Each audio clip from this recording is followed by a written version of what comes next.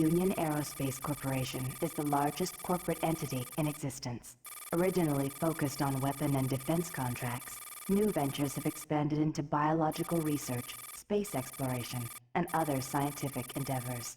With unlimited funds and the ability to engage in research outside of moral and legal obligations, the UAC controls the most advanced technology ever conceived.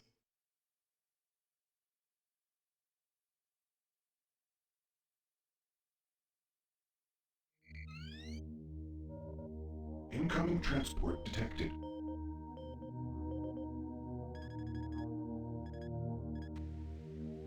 Mars approach, Dark Star with you, 07063, passing through 38,000. Roger, Dark Star. Descend to 2000, set speed, contact ground on 26972. Roger that, Tower. We have them on radar, sir. They'll be landing in a few moments. Excellent. See that Counselor Swan is sent directly to me. Yes, sir. Tower, Dark Star on final.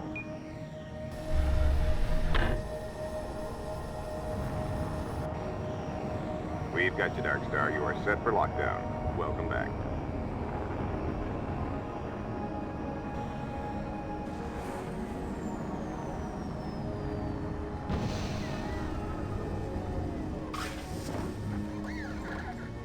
I can't believe it's come to this. I didn't want to come here. He left you no choice. True, but this is the last time. I'm tired of running damage control every time he makes a mess. Right. You're the control. And if that fails, I'm the damage. If that's what it takes, the Truger is gonna start doing things our way. Whatever you say, Counselor.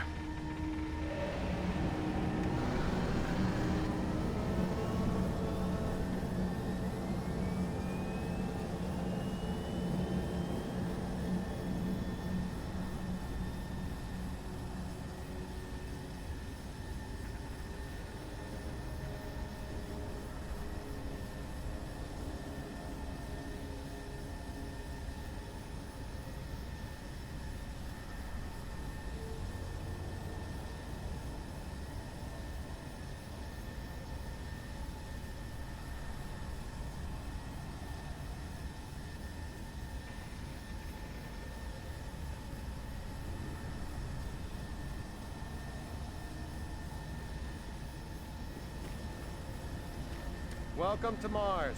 All new arrivals need to check in at reception. If you're looking for someone to help you, just head to reception. I gotta process the cargo log. I can't talk with you now.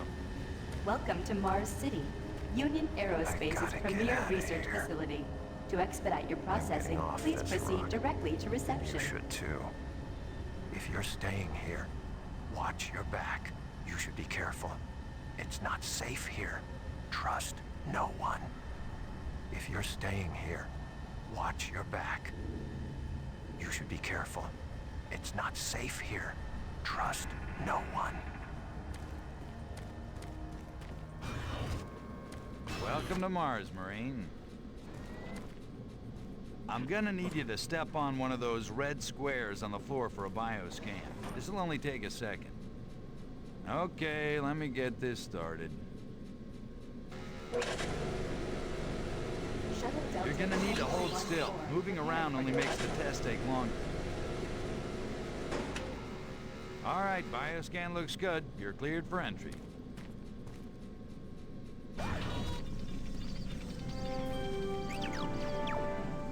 On behalf of the UAC, welcome to Mars City.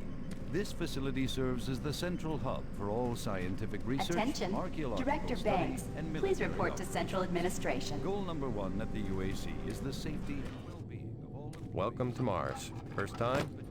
You can just leave your bag there. I'll have it sent up your quarters. Okay, there's a few things we need to take care of first. This is your personal data assistant. You'll need this to access all secure areas. If you get clearance for any security zones, it'll download directly. It's important, so don't lose it. I see here that Sergeant Kelly has requested your immediate attention. Head directly to Marine Command. It's just that way. Follow the signs.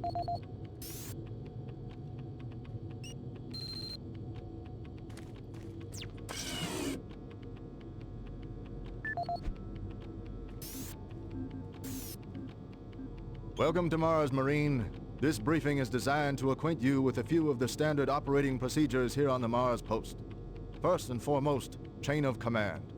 All enlisted personnel are under the command of Master Sergeant Thomas Kelly. Sergeant Kelly will assign you to a security detail headed by a security chief. Please report to your security chief for all duty-related concerns. While on duty, please stay on your assigned patrol coverage area. All PCAs have been pre-designated to provide overlapping security and maximize efficiency. All personnel must have proper authorization in assigned areas. Be sure to annotate any discrepancies on your security inspection report. Safety is integral to all operations here on Mars. Handle firearms with extreme caution. Never discharge weapons in an area that may compromise the installation's structural integrity. Remembering these procedures is paramount to your success here on Mars.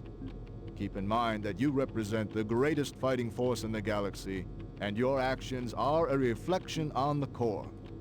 Take good care, and good luck on your new assignment. On behalf of the UAC, welcome to Mars City. This facility serves as the central hub for all scientific research, archaeological study, and military operations. Goal number 1 at the UAC is the safety and well-being of all employees and guests.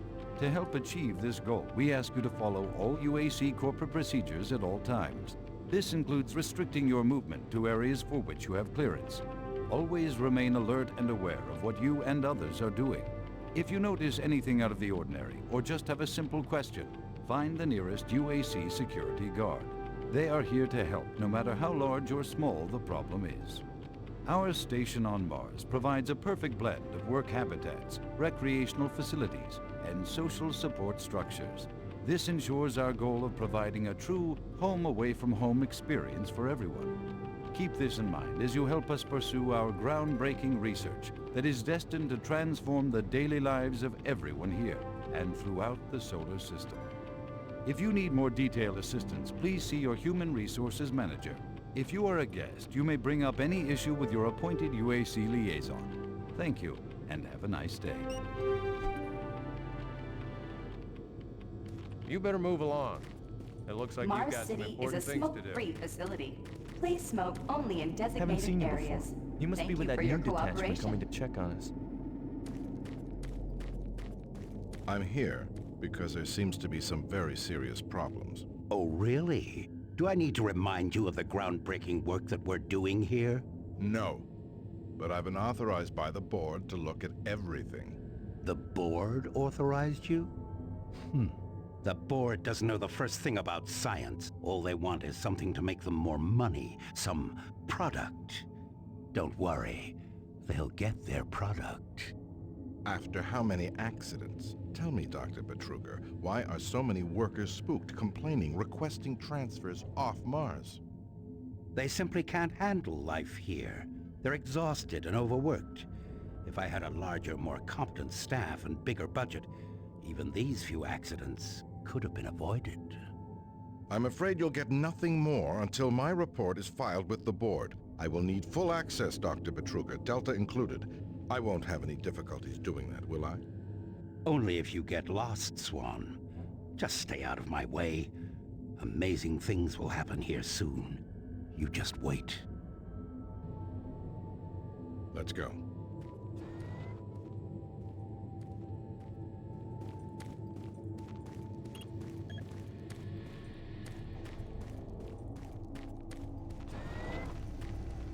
Excuse me.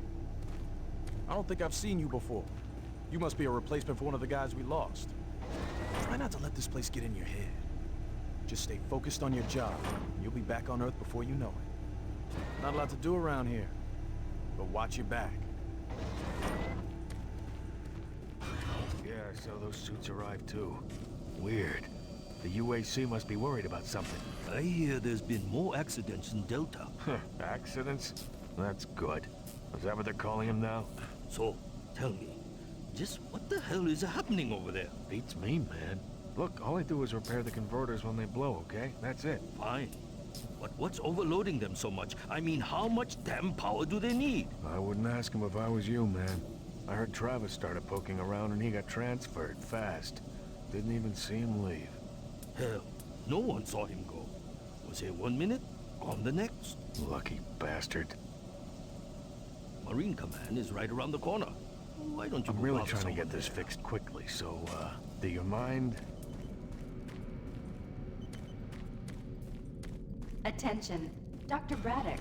Please report to Environment Management Office 4 Alpha. He's in Command HQ. This is Delta Science Management. We would like to request another security team here in Delta. Yes, sir. Thank you. Don't you have some orders you need to be following?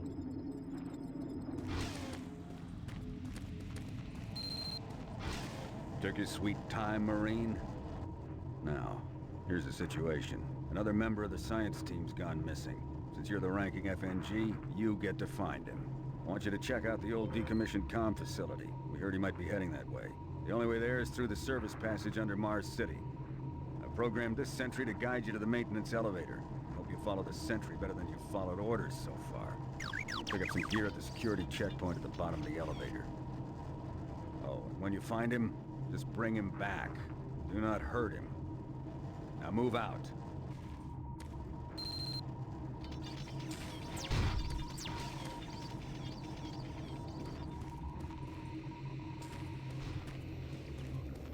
No time to talk, bud. We both got work to do.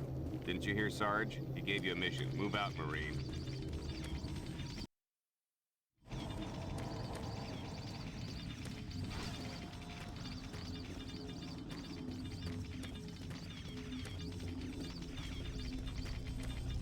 Attention UAC personnel. Interested in earning more credits? Volunteer at Delta Labs today. See your service branch director for more Did you hear details. what Carter said? No, what? He said that he saw some strange creatures or something down in Delta. He said it wasn't human. What? You can't believe anything that guy says. Just telling you, that's what he said.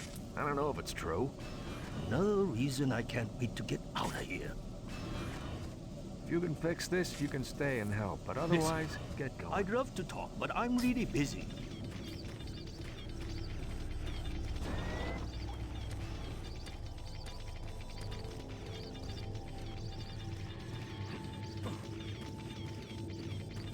The UAC cares about the quality of life of its employees. Please take advantage of our quality medical care services.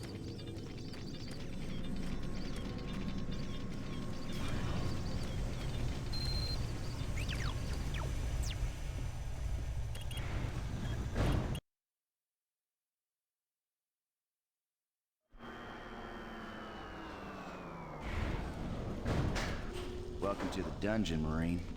Most unexciting place on Mars. I'm gonna need you to grab some armor and secure your pistol before I can pass you through security. Okay, grab your gear. Now you're ready for combat. Let me do a radio test. MarsSec radio check. Excellent. Good signal. Looks like you've been assigned the decommissioned comm facility. Just follow the main passage through the underground junction, then straight out. You'll have a quick evac. And what better way to see the Martian surface than to run across it? Okay, you're all set. Oh yeah, keep in mind, civilians are working down here. Don't get excited and shoot any. Oh, haven't seen anyone new down this way in quite some time. Welcome to the dungeon, brother. Enjoy your stay.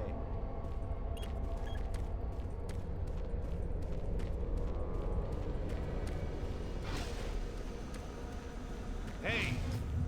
You're looking for the scientist, right? I'm not sure you want to find him. You see... never mind. Don't listen to me. Never mind what I said.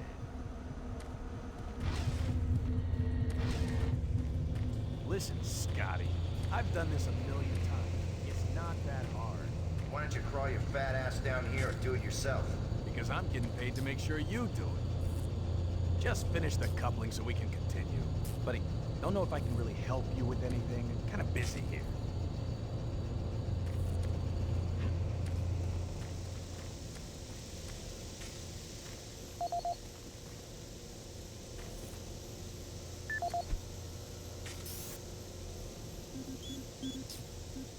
This is Grant Baston, the Environmental Services Supervisor.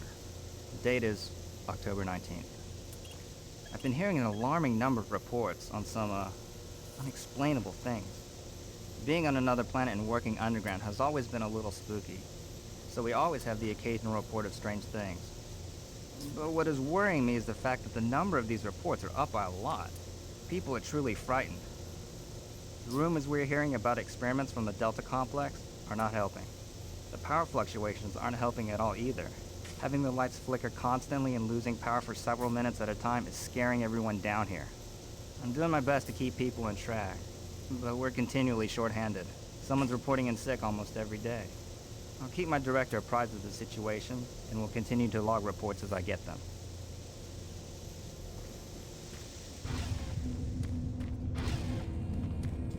You maintenance guys not keep any of these machines running? Yes, sir. It's just that the science team demands a lot out of these things. Enough excuses. Just do your job and get the science team what they need. Well, I'm doing everything, but... Jeez! Do you make a habit of sneaking up on people? Everyone's already on edge down here with all the strange things that have been going on. The garage area is right through that door. Now stop bothering me.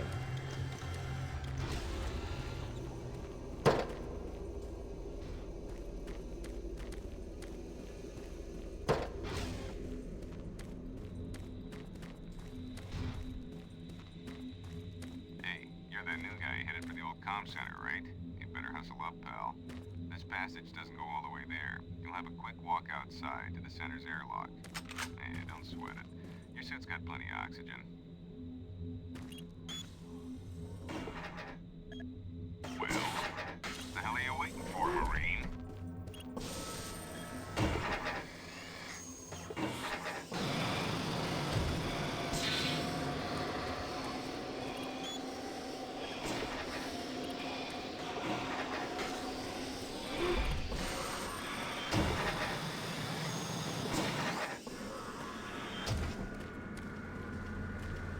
Marine, this is Sergeant Kelly.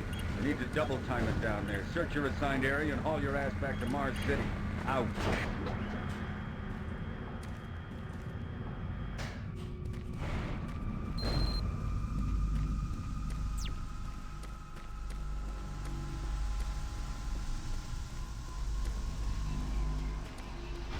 Huh? No, no, please. You must let me get this communication out. They have to be warned while there is still time. I can't let... You don't know what I've seen. You can't possibly understand or comprehend. The devil is real. I know. I built his cage. I'm getting abnormal readings here. This is bad. God! We can't hold these levels. We're losing it! No pump. Structural integrity at risk.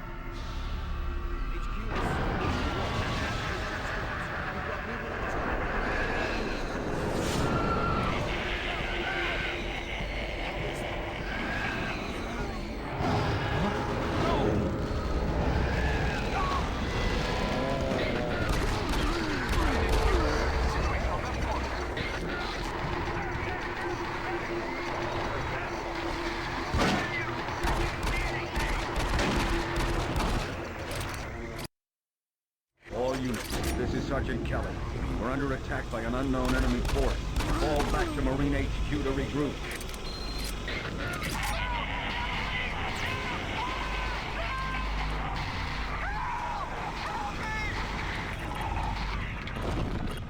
I say again, fall back to Marine HQ and await for...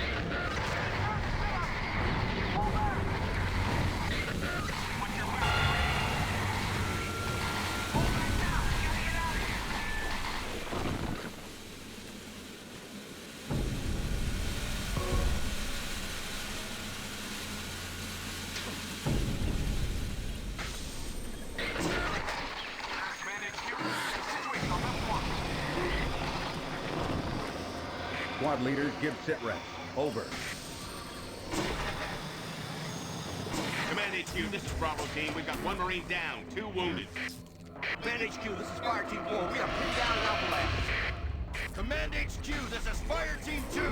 Main power systems down in sub-level. Backup and life support systems only. We've got lots of civilian casualties. It's a mess.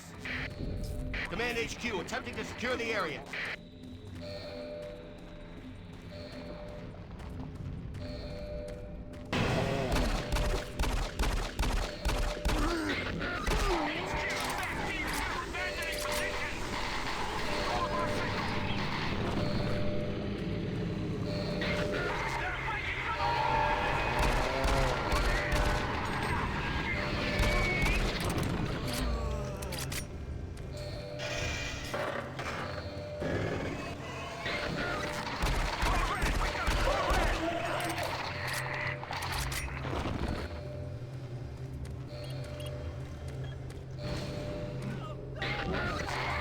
All units, this is Command HQ.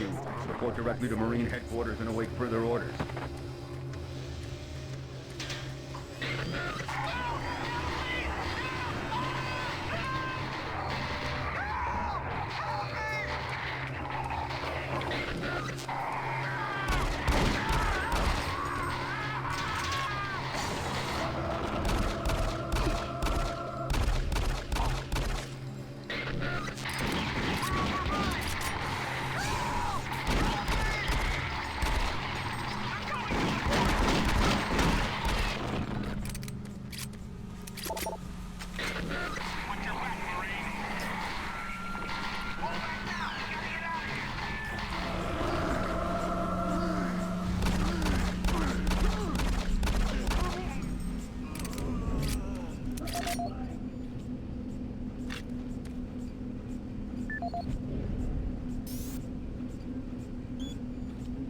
This is the audio log of Frank Delahue, engineering manager assigned to power production, dated October 18, 2145. The current operational status of the grid is 23% over nominal capacity. I've increased work shifts to 12 hours a day for all personnel to keep up with demand. The constant and increasing load from the Delta complex is causing havoc. We are going to start losing critical systems if we have to sustain these levels much longer. I request clearance to requisition parts from other departments in order to maintain our equipment. Okay, I don't know what is going on over at Delta, but I'm doing all I can down here. The constant demands are bad enough, but the rumors going around are making things a whole lot worse. And I gotta tell you, if things don't get better soon, all hell is gonna break loose. This is the audio log of Frank Delahue, engineering manager assigned to power production, dated October 24th, 2145. Reclamation problems continue to plague the main processor. 2 more valve overloads on that unit in just the past week. These overloads can destroy the valves, causing very dangerous fire, jetting with enough heat to incinerate sensitive equipment nearby. To date, we've had only 1 reported injury as a result of these valve failures, and this is due in large part to the quick response of the engineering team. Our procedure of entering the failure code 842 in the operation terminal has proved adequate, and I recommend no changes in that procedure.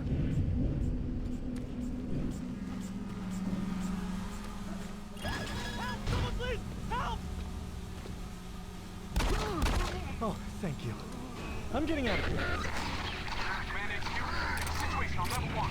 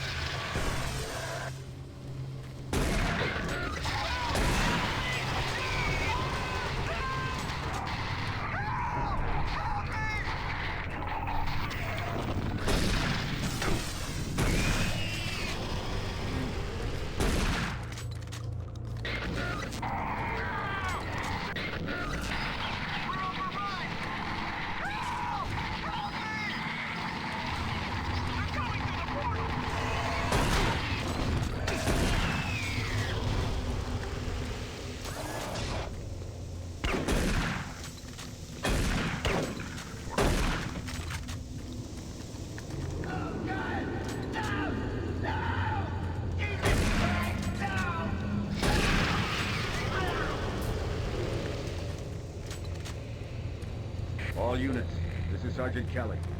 We don't know what we're up against. Repeat, we have negative ID on the assailing force. They're mean SOBs. You don't have a clear path back to HQ. Stock up on ammo, establish a stronghold, and keep them at bay.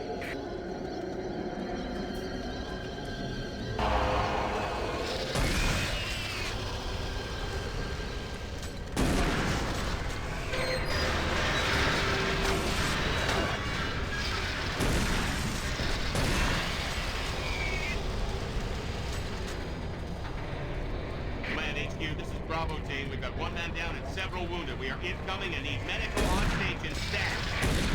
Command HQ, this is Fire Team 2. The monorail track is destroyed. Unable to secure safe transportation back to base. Over. Roger that, Fire Team 2. Fall back to the nearest station and set up a CP there. Out.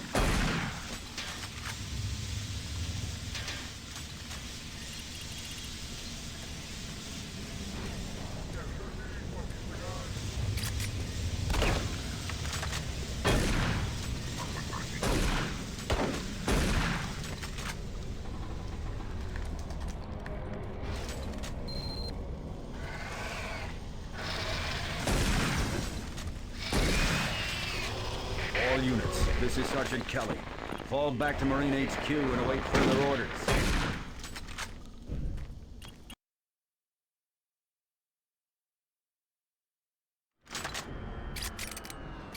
All remaining Marine units, this is Sergeant Kelly. I am unable to reach Mars City from my current position. Move to Marine HQ to regroup and await further orders.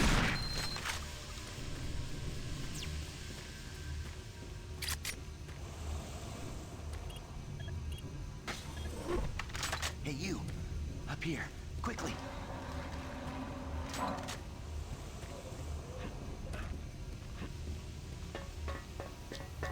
I thought I was the only one still alive. I can't believe I found you. Something happened. I don't know what. It was like a shockwave. It passed through the entire base. People started changing. It was crazy. I was working up here on the vent shafts. I don't know how I survived. Go for help. Please. No way. I'm staying up here. It's the only safe place. You can't get me down. I'm staying here. Be careful. I don't know what's in there.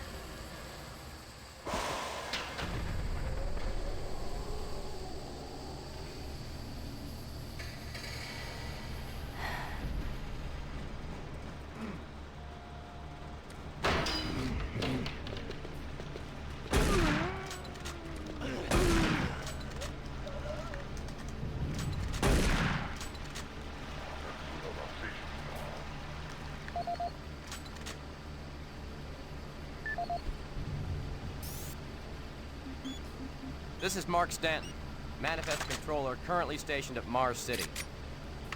I'm not sure who to send this to, so I decided to send it to quite a few people. If you're on the recipient list, please take a moment to review this report. It is quite important.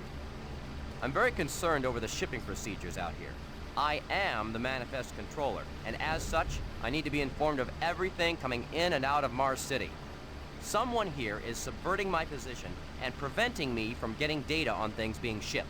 This is unacceptable. Not only could this reflect poorly on my upcoming review, but this is my job and I'm tired of being out of the loop. I have no idea who keeps telling the shipping crews to allow things in and out without allowing me to produce or procure the manifest, but whoever it is, it must stop. One of the dock workers actually told me to piss off when I tried to stop one of the last containers from going straight to Delta. I immediately filed a report and will follow up with the transit manager next time I see him. End of log.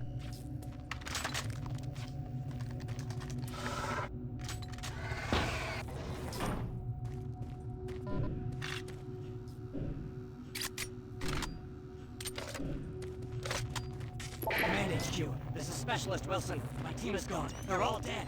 I'm running blind here. What are my orders? Over. Specialist Wilson, this is Sergeant Kelly. Stay sharp, son. Move to your last known RP and fortify your position. We'll find you.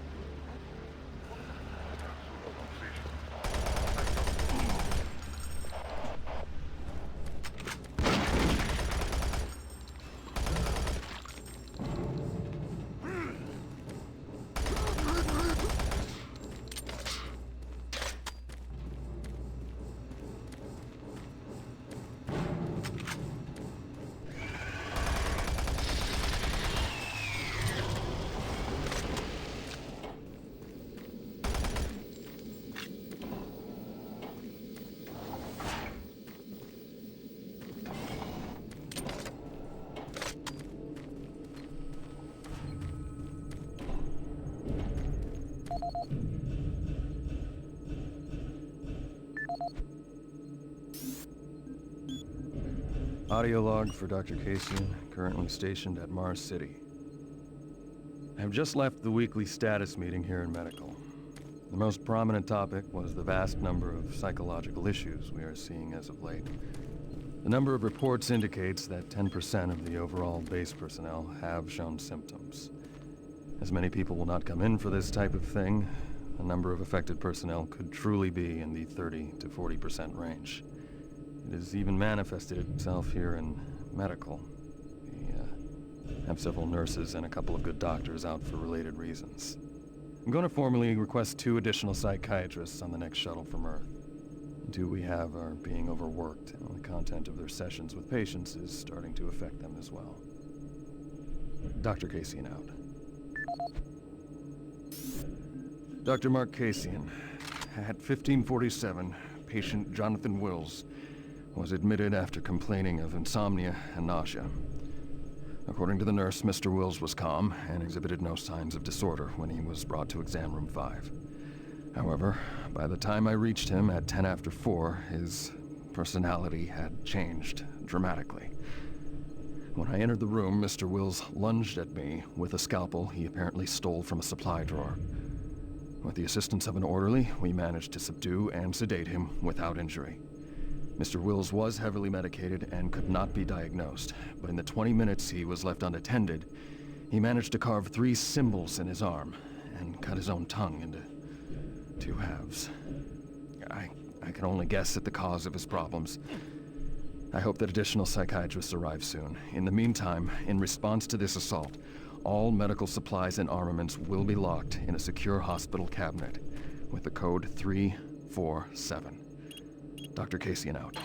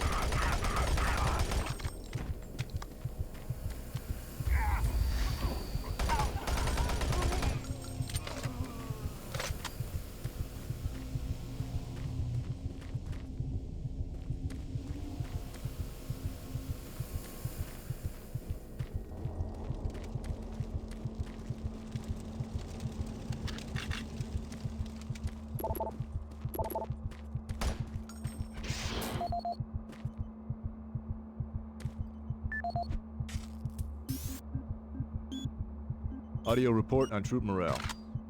Morale here is beginning to drop. It's nothing to worry about yet since I keep my Marines sharp and ready to go, but events at the base are wearing on the troops. There have been a lot of things happening here on the base. I believe the UAC experiments being performed here must be the cause. Out here, they could be experimenting on God knows what. There are quite a few people missing, and no Marines, of course. It's the civilian population I am referring to. The bottom line, whatever it is they have going on here has my men on a razor's edge. At this point, there is no cause for alarm, but I am requesting we rotate squads every 90 days instead of every 180. I will continue to report as the situation develops. It is good we have the new Marines en route. Fresh faces will help. Sergeant Tyson, out. Audio report confirming new troop deployments for the Mars City Marine Facility, October 30th, 2145. The new troops will be arriving within a few days. I've started a series of training exercises focusing on close-quarter small weapons combat, as well as instituting mandatory refresher courses on all munitions and weapons in our armory. In response to the large number of security breaches and general feelings of ill will around the base, I've doubled security details, placing 2 Marines at each checkpoint. This additional presence should help calm things down. I expect that the incoming Marines are not quite as green as the last deployment. They've turned out okay, but some combat experience will go a long way right now. Sergeant Tyson, out.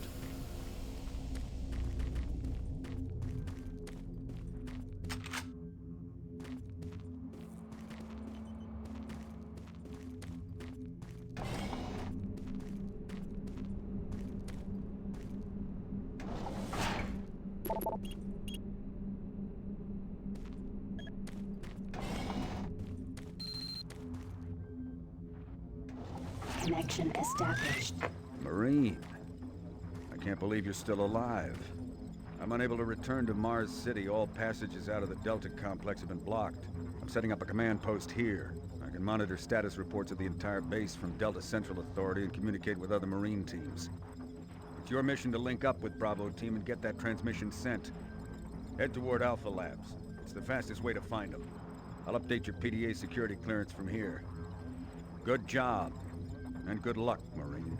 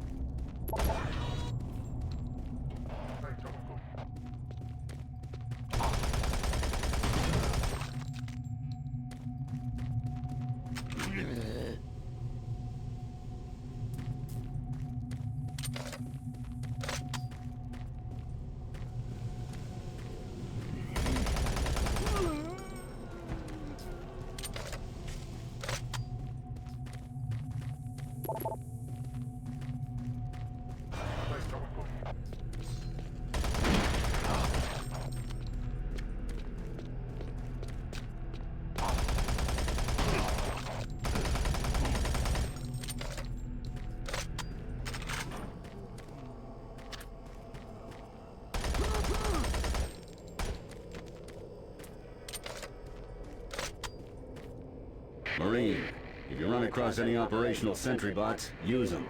Those guys pack a lot of firepower.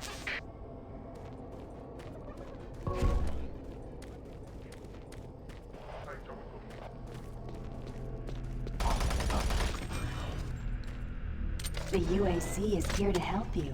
Psychological services are free and confidential.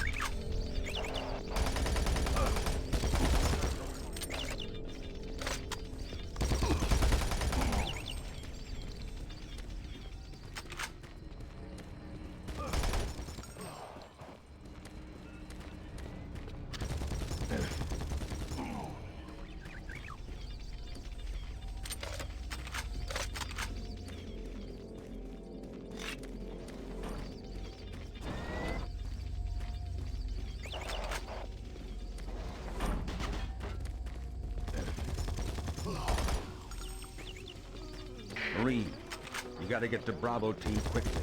They need all the firepower they can get. Sending that transmission is critical to our survival.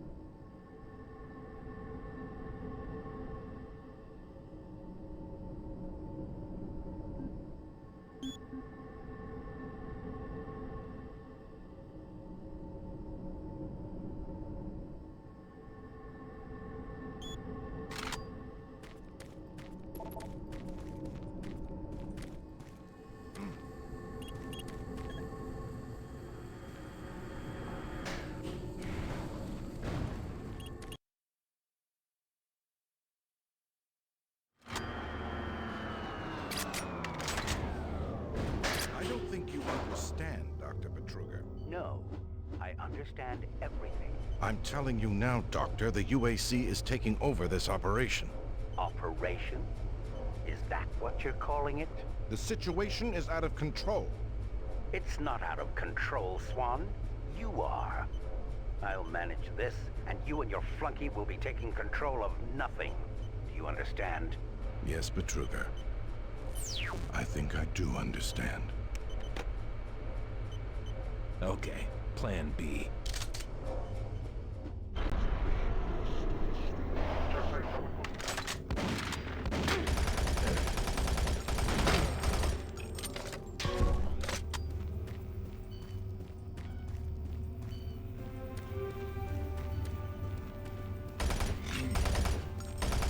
Welcome to the Alpha.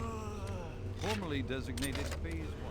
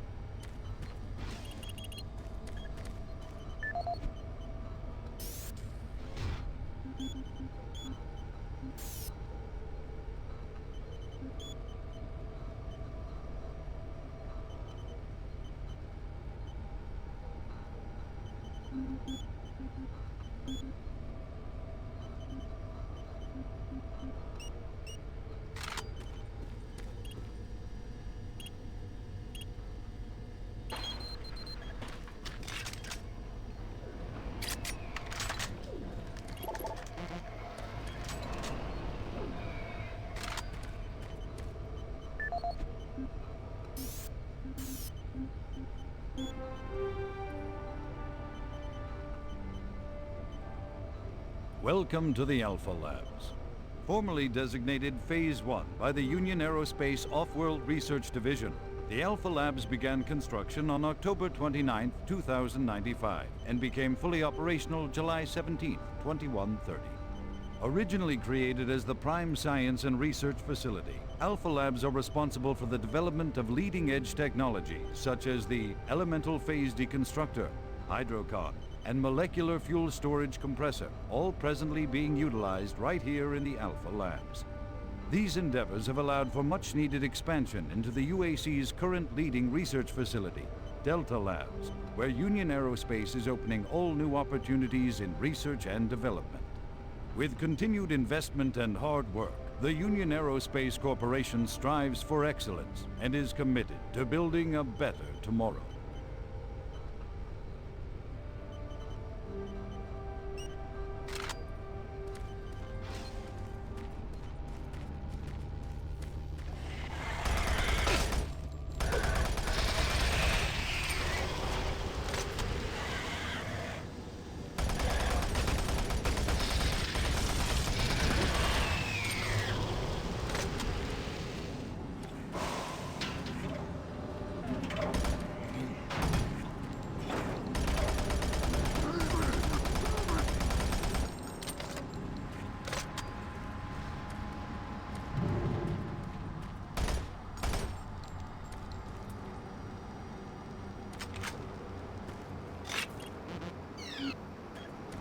Access denied.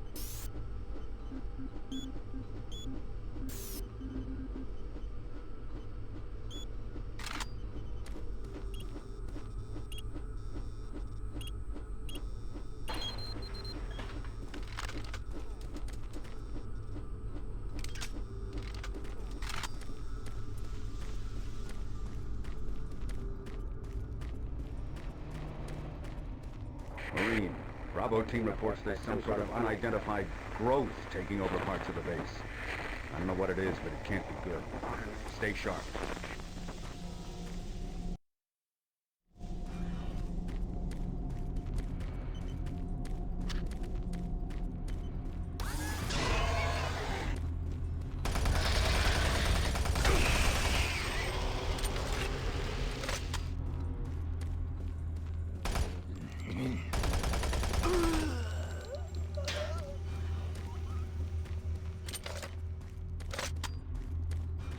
It isn't working. I tried everything. The computers aren't responding. I can't get root access to the systems.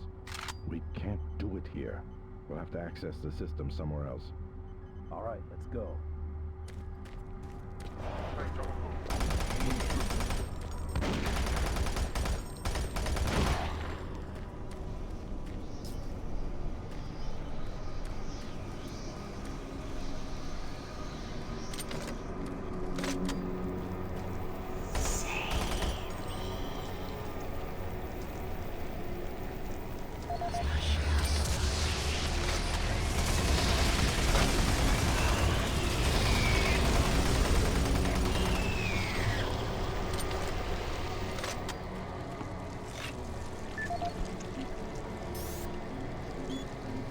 This is the audio log of Director William Banks, dated October 20th, 2145. It has come to my attention that we have an alarming number of missing personnel throughout the base. My office has received 4 additional reports from Delta in the last week alone, mentioning that personnel are not reporting for work and that calls to their quarters have gone unanswered. My office has sent the names of those personnel to Mars City Security, and they promised to initiate an investigation. But this news is very disturbing, especially at a time when we have so many people in the infirmary suffering from sudden cases of schizophrenia and other psychological disorders. I hope there is no connection between those cases and these reports of missing personnel. This is the audio log of Director William Banks, dated October 5th, 2145. It has been brought to my attention by Environmental Services that the recent power grid changes have caused many non-critical systems to malfunction. The report explains that this is due to either intermittent power outages or lower than optimal voltage input. It also says that sufficient power distribution to all non-critical systems is becoming more difficult to maintain, thanks to Dr. Vitruger and his so-called optimizations to the energy stores in and around the facility. I assured the director of ES that I would file a report with Central Authority over this.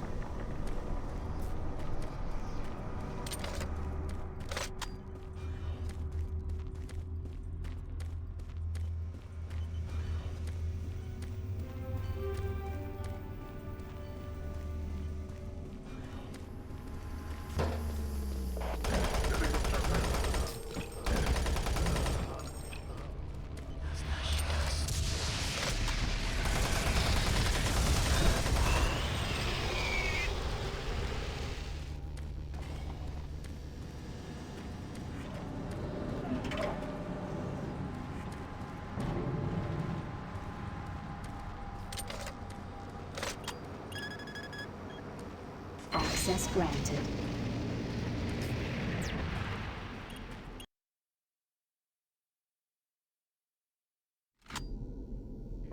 Marine, I've received a report that you haven't reached Bravo team yet.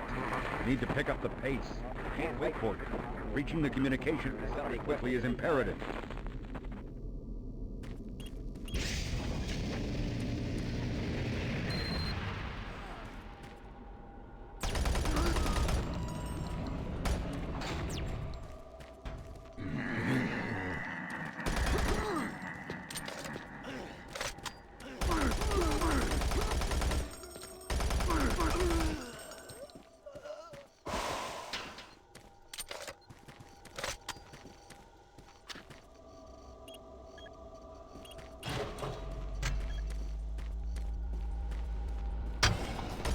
UAC takes pride in its safety record.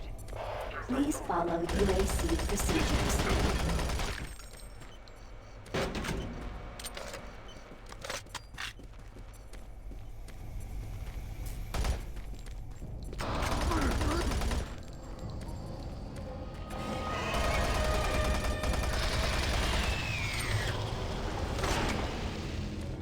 generations, humankind has lived under the looming specter of slowly dwindling natural resources.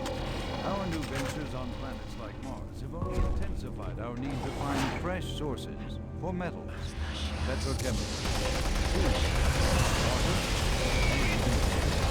To meet that need, UAC researchers have developed dramatic solutions. Solutions that will soon pay off for the UAC.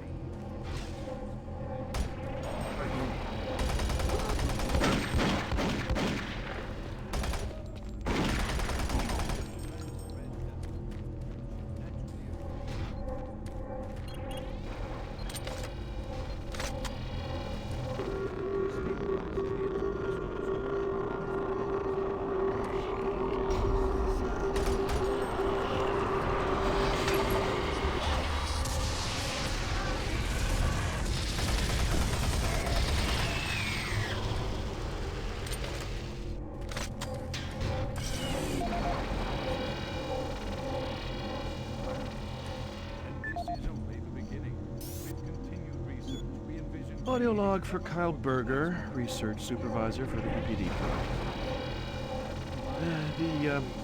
The elemental phase deconstructor is fully operational, and the research data we have gathered so far is very impressive. Unfortunately, we had a terrible accident last week. Research assistant Patterson was calibrating one of the quark emitters in the chamber, and witnesses say he appeared to see something. It's almost like something was talking to him, and he backed right into the particle beam. It was not a pretty sight, as it took off the backside of his head. He lived a few minutes, although I'm not sure you could consider that living, but they say his eyes rolled back and forth, and he was trying to talk, although after losing that much brain matter, I'm sure it was just reflex actions. Anyway, due to this, I have enacted new safety protocols in the lab, and we have stocked one of the storage cabinets with emergency medical supplies. The code for the cabinet is 752. End of log.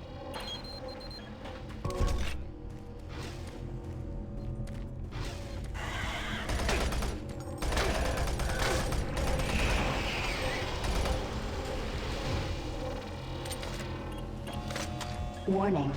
EPD laser active.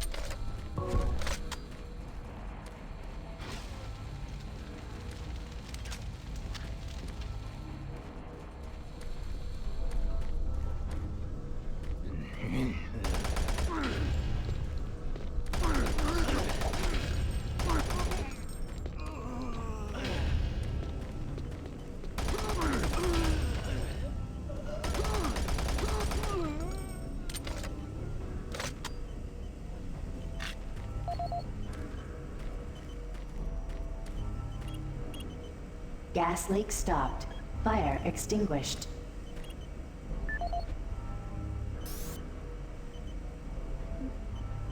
Audio log for Jack Smith, benefits analyst in HR 1024-2145.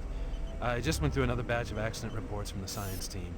We've had 5 more people hurt this week while working with the equipment. The most serious incident was when John Hughes, whose hand was caught in one of the plastic extrusion systems.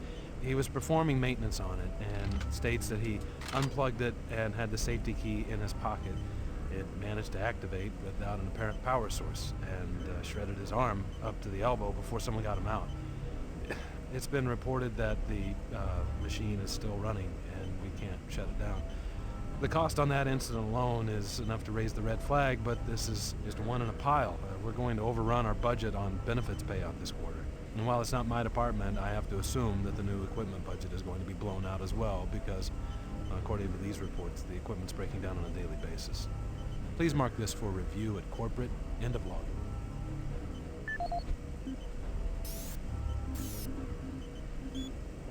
For generations, humankind has lived under the looming specter of slowly dwindling natural resources.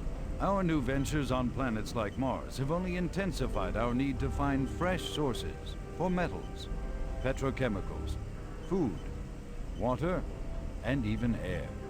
To meet that need, UAC researchers have developed dramatic solutions. Solutions that will soon pay off for the UAC, its investors, and indeed the entire human race. Mars itself is our chief ally and the key to our solution. Look around at its vast red deserts, rich in naturally occurring iron oxides. They are the raw materials of our future. We have developed a process that destabilizes the atomic structure of pulverized iron oxide and separates it into subatomic particles, which are then siphoned off to create new elements. Like alchemists of old, the elemental phase deconstructor allows us to transform red Martian soil into clean air, fresh water, and hydrogen fuel, the building blocks for a sustainable, human-friendly Martian environment. And this is only the beginning. With continued research, we envision creating ever more complex molecules, even organic matter itself. Atom by atom, the UAC is building an ever brighter future for humankind.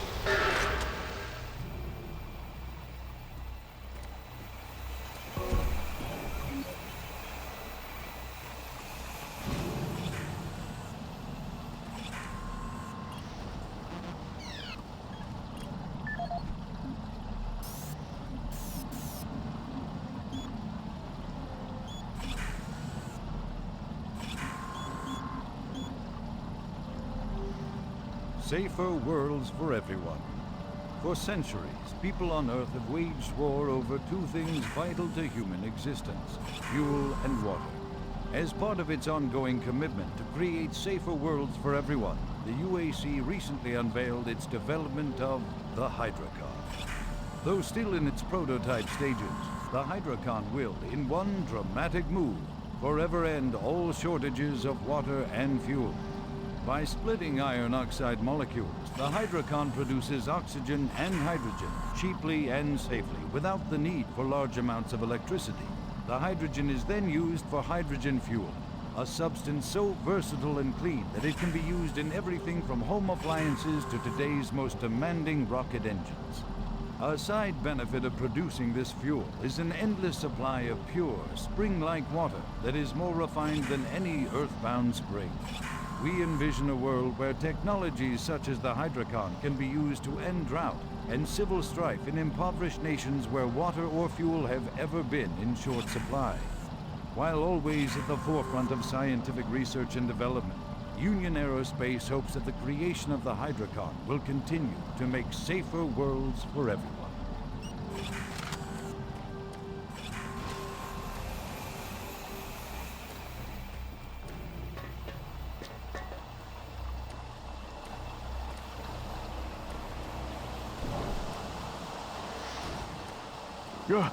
Oh, you startled me.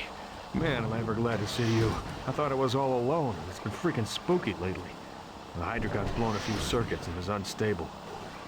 Be careful with that gun. A stray bullet into the glass shields could blow the whole area. I'm gonna try and get this thing stabilized. I'll head to the science office when I have this under control.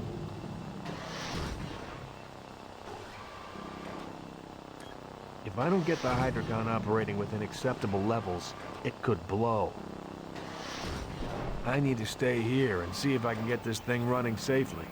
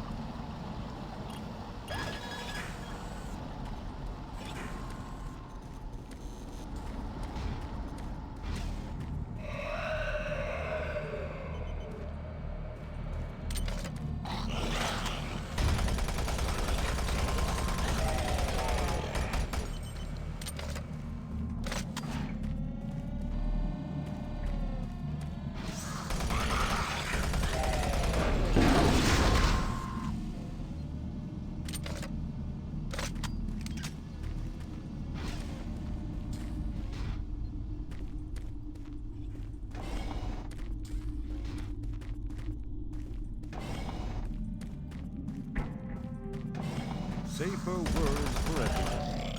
For centuries.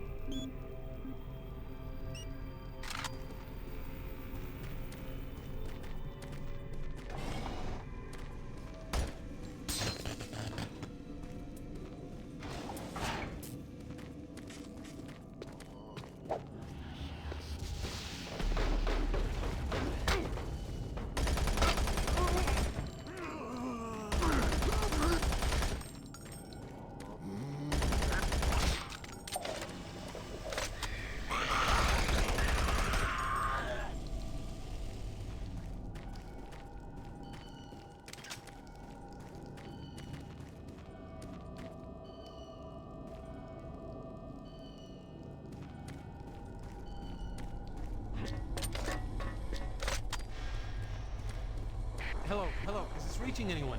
I'm broadcasting on a very low frequency. If you can hear me, I'm not far. Please help me. I've locked myself in storage room C4. Please, if anyone can hear me, please help me.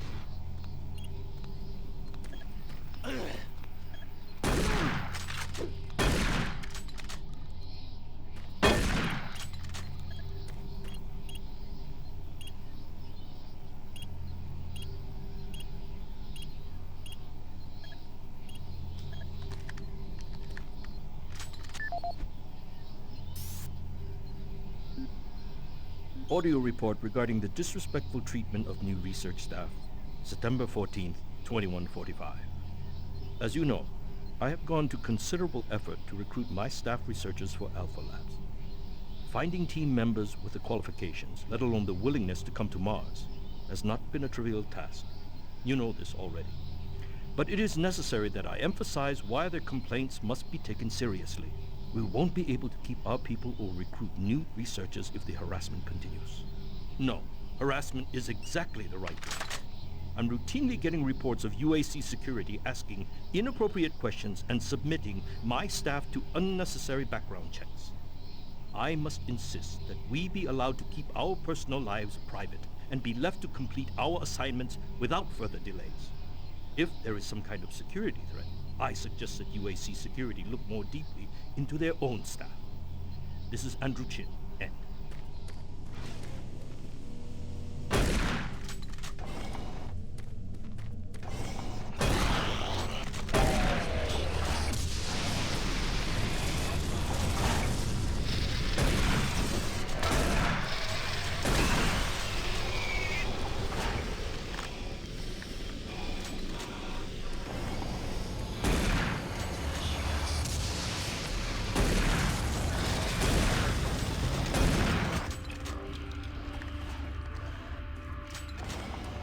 Since the dawn of the space age, Union Aerospace has been at the forefront of not only developing new technology, but pushing those developments to even more daring extremes.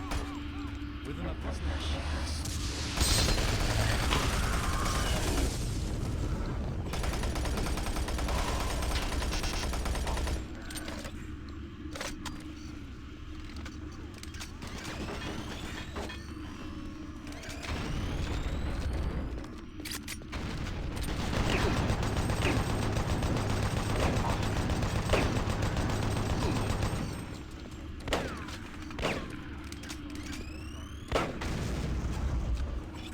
Marine, Bravo team reports they've located your position but are unable to move to your current location. Head through engineering and try to link up with them in Sector 3.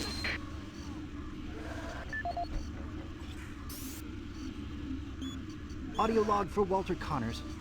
The MFS compressor is producing fantastic results. The latest modification I made to the dilation matrix were the real key to the recent breakthrough. All in all, I feel my work on this project has been the catalyst that propelled everything forward. I've also taken a set amount of time each day to make sure that everyone is doing their job, and of course I check all of their data to ensure that no mistakes are made. This is going to be a huge moneymaker for the company, and quite honestly, without my input and hard work, I'm not sure that we would have gotten this far. So I wanted also to thank you for your supervisory role in the project. Working with you is a true honor.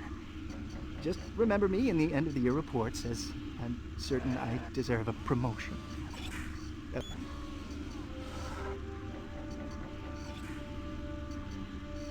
Since the dawn of the space age, Union Aerospace has been at the forefront of not only developing new technology, but pushing those developments to even more daring extremes.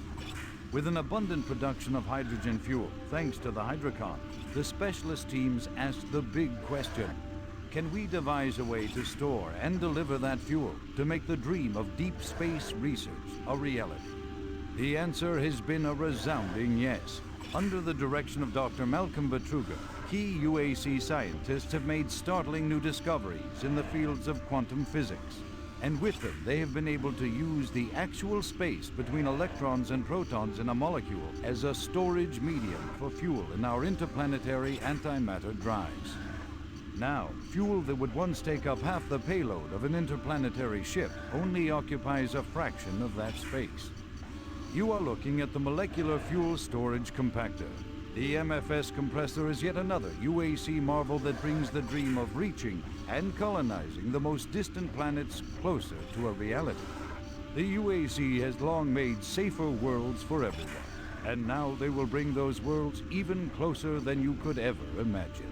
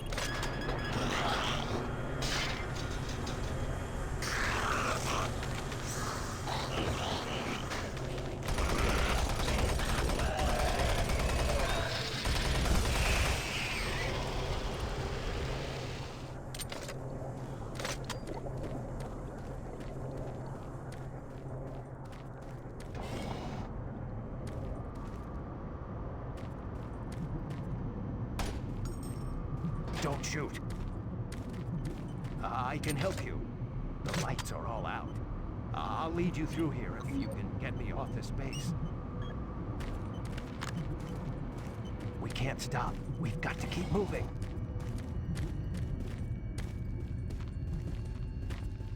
Electromagnetic pulses have knocked out the electrical systems in this area. Watch out. A big one could knock out our lights.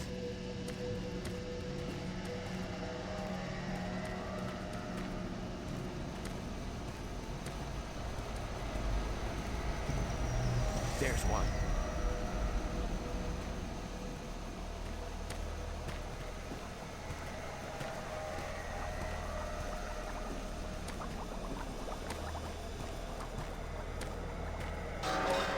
What was that? Stay close.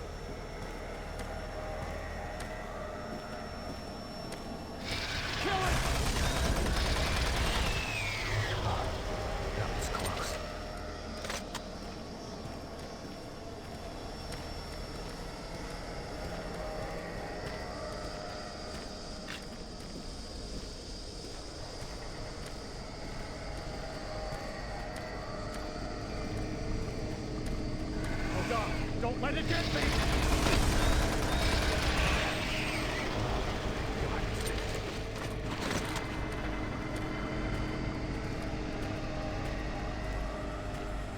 Hang on. Here comes another.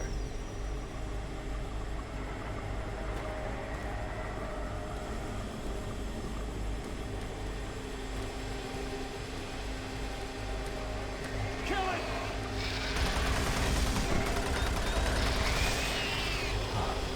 That was close.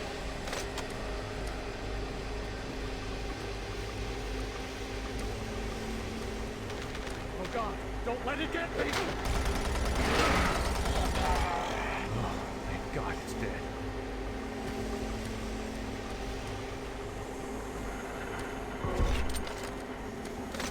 There's the exit.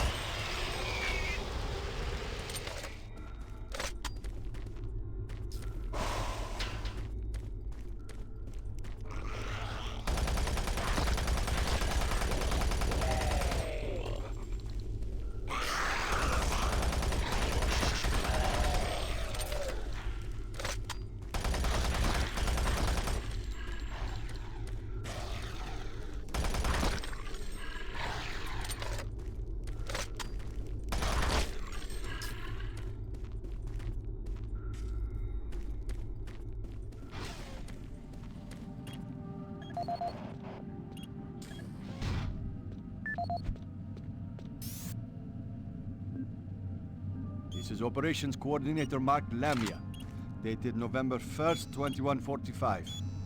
I'm filing this report because I am frustrated beyond belief by the level of incompetency I have to deal with here. I don't know where HR is getting the new employees, but the last 5 guys they've sent me were all a bunch of idiots.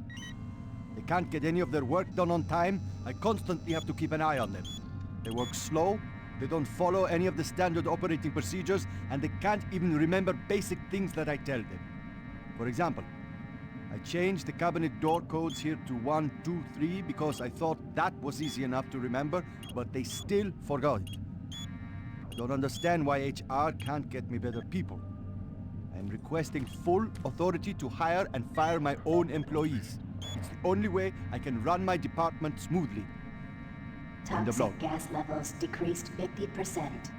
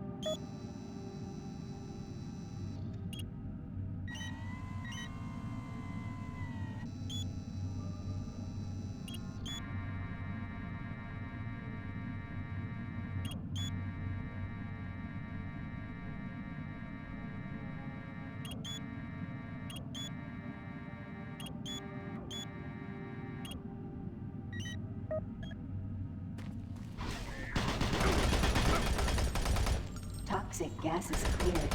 Waste disposal area now safe for entry. Marine, you gotta pick up the pace. We got more men down. Bravo team is barely holding their own.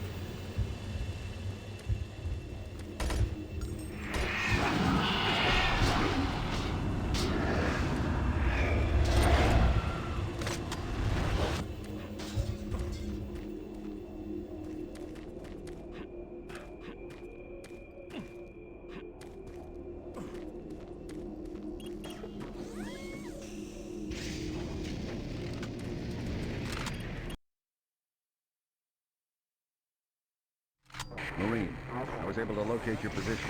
Core comm systems are beginning to malfunction and shut down. Massive service disruptions throughout the entire base. I don't know how long I'll be able to track it. Bravo team has just entered the N-Pro plant. Pick up the pace. You aren't far behind.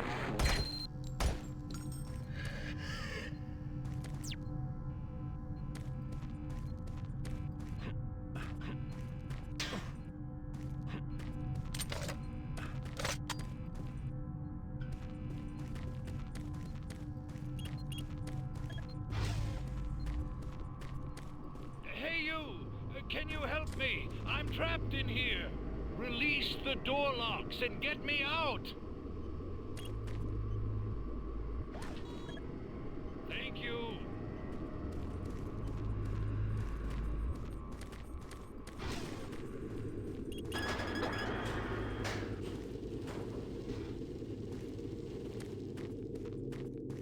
Thanks for getting me out of there. I got trapped in the chamber when the power went out. I don't know what's going on here. I don't understand why none of the systems are responding. I'm going to try to get an uplink into the main system from here. This is a secure terminal. I might be able to get a connection.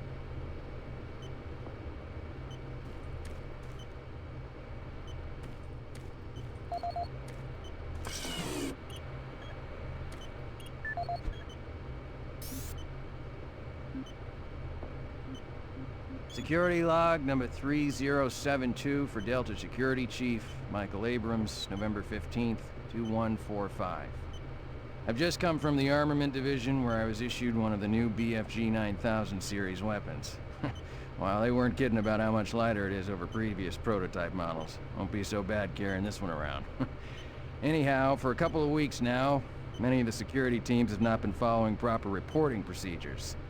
Not sure if it's the format of the new SIR, so I'll make sure each team is scheduled by Training Division to get spun up on the new reports. There have been some security issues in the Alpha Labs. I sent a team over to investigate, and now I can't reach them on any comm channel. Guess I'll have to go over there myself. Well, I'm headed over there now. I'll finish the security report in full when I get back. Oh yeah, one more thing. I'm gonna leave this BFG locked in my office for now. Please have IT security change my door code to 901. Sure as hell don't need anyone messing around with it. Chief Abrams, end of log.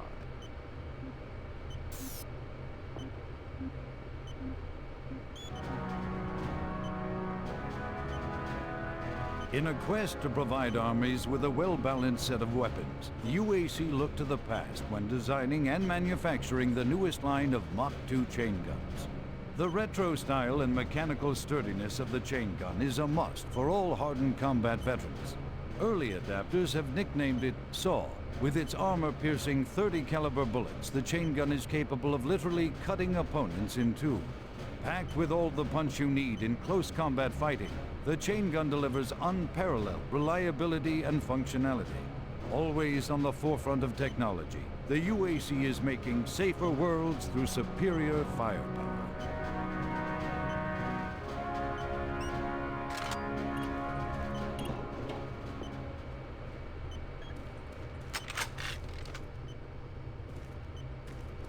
I'm going to stay here. I can lock the door after you leave. I think I'll be safe.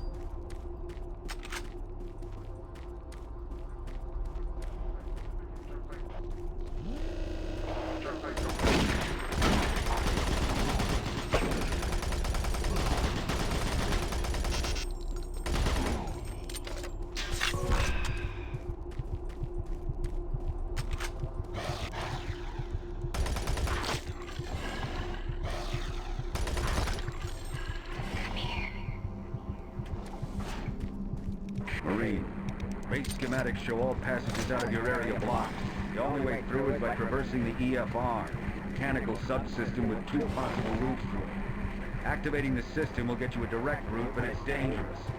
Extending the service bridges is safer, but the lighting systems are fried. Make your choice, Marine. Good luck.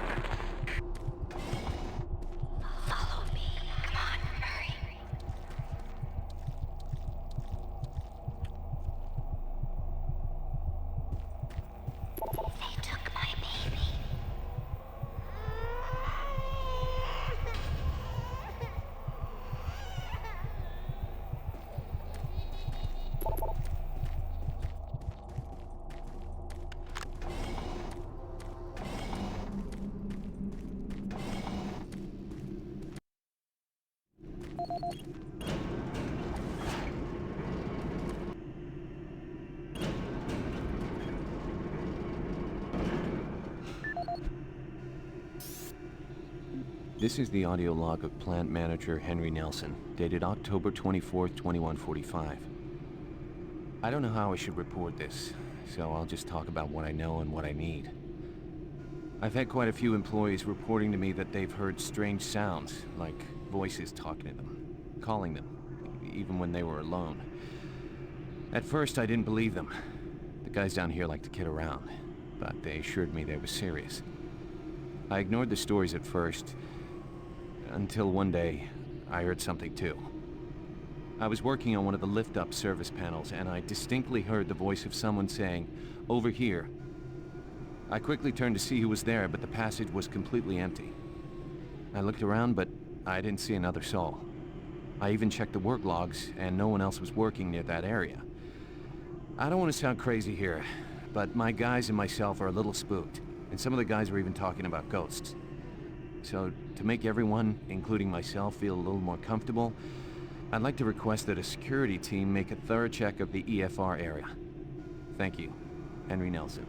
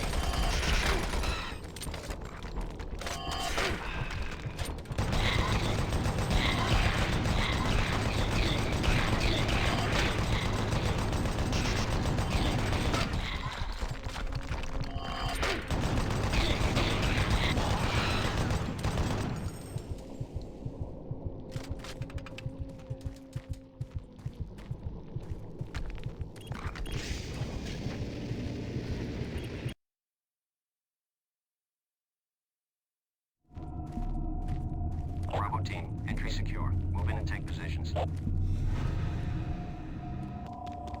Quiet. Did you hear that? This is Lee. Give me status. Always clear. There's nothing here, Sam. What the hell? Son of a bitch! Lead, I'm swinging around landing.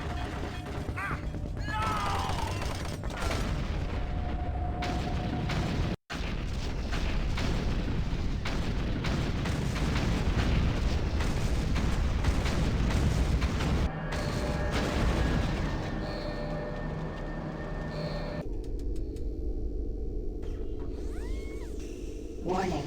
Coolant rod 2 offline. Main reactor operation temperature exceeding safe levels. Marine, Bravo team is down. Their operational status is unknown. They were carrying a military transmission card. It's vital you retrieve that card as it contains encoded data needed to send the distress signal to the fleet. They're the last hope to get reinforcements. Find that card and find it fast.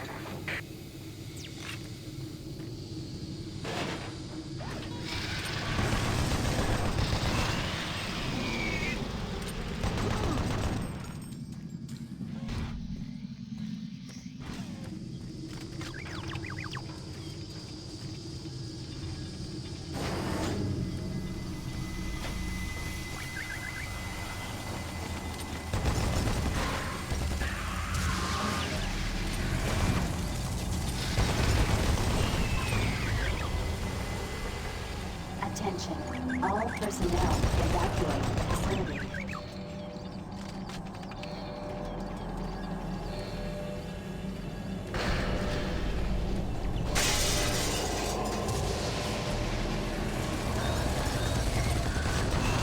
Warning. Coolant rod 2 offline. Main reactor operation temperature exceeding safe levels.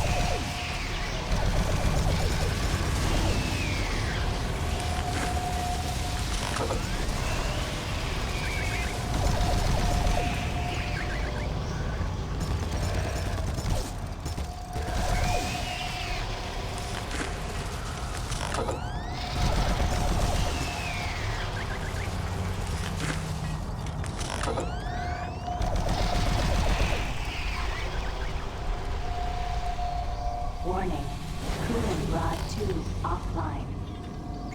Main reactor operation temperature exceeding safe levels. Warning. Coolant rod 2 offline. Main reactor operation temperature exceeding safe levels.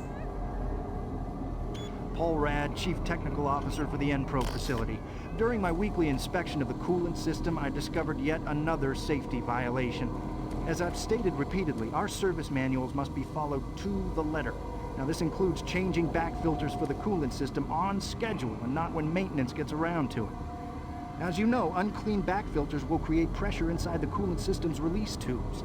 Even a minor disruption in a release tube can dislodge or destroy its coolant rod, overheating the core, and possibly sending the entire facility up in smoke. Now let me be clear, if I see this again, the team responsible will be transferred to sewage treatment before the day is over. Paul Rad, Chief Technical Officer for the Enpro facility. I appreciate UAC's concerns following the number of stress-related illnesses spreading throughout the base. However, I don't understand why we require such a large detail of armed security bots in N-Pro. Now, you may disagree, but I trust my team's mental condition far more than whatever programming is running inside those bots. Which brings me to the reason for this report.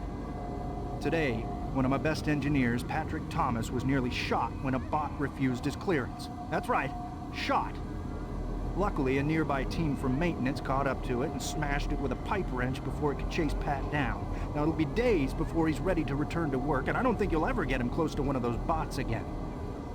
Our jobs are difficult enough without needing to avoid getting shot. If we're going to be treated like prisoners, I respectfully request that you afford us the courtesy of being guarded by people instead of machines.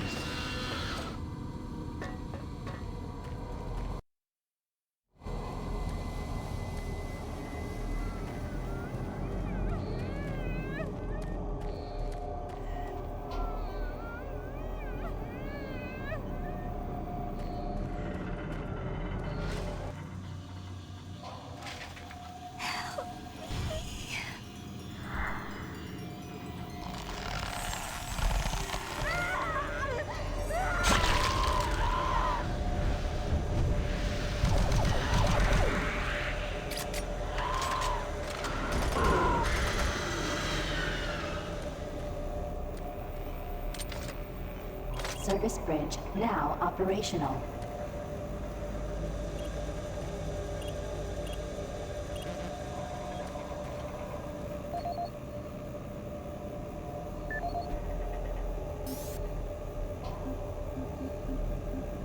This is the audio log of weapon analyst Teresa Chazar, dated November 3rd, 2145. I'm pleased to report that the preliminary tests on the ammo storage in the new Mach 3 plasma gun has far exceeded our expectations. We've realized a full 50% gain in the storage capacity of ammo packs as a result of utilizing techniques engineered in the Alpha Lab's molecular compactor. I believe with the ongoing compaction research, we will reach our goal of 3 times the plasma storage currently available in standard ammo packs. I would also like to mention that all of the employees here at the N-Pro plant have been very helpful and quite eager to accommodate all of my requests. For security reasons, I've locked the plasma gun and the extra ammo in locker 063 with door code 972. End of log.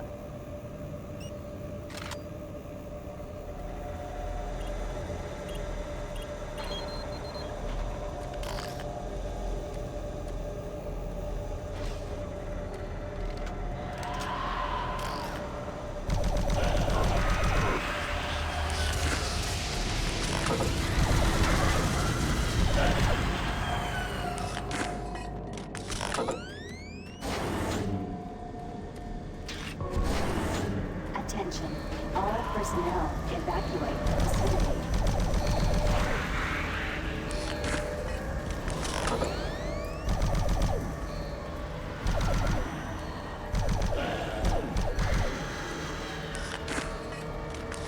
Hazard doors sealed.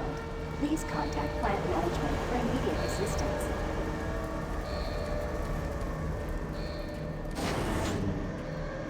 Warning. Reactor core temperature, 235 degrees Celsius.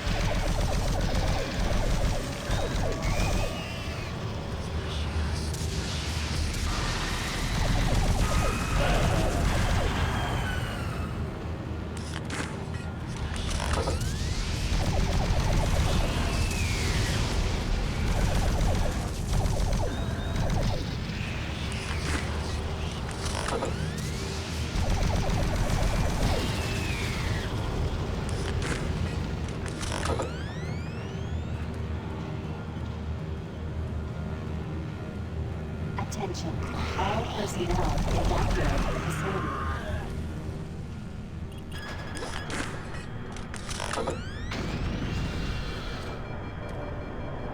Warning, reactor core temperature, 585 degrees Celsius.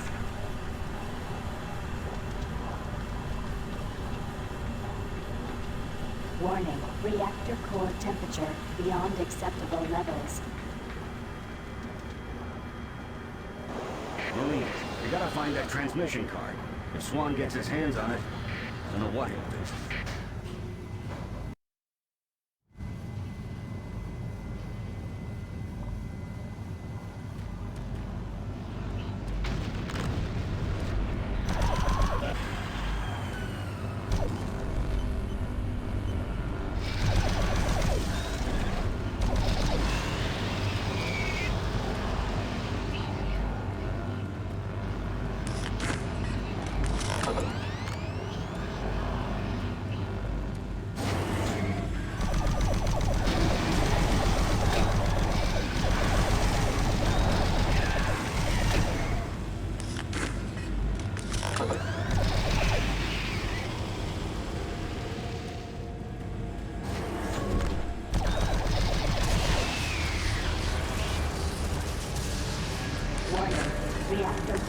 Temperature 900 degrees Celsius.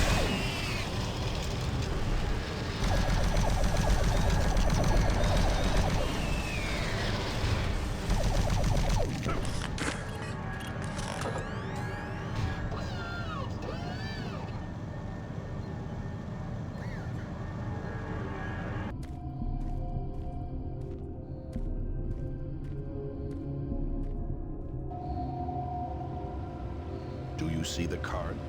No, sir. Okay, let's get to the communications facility. We can stop the transmission from there. Whatever you say, Counselor.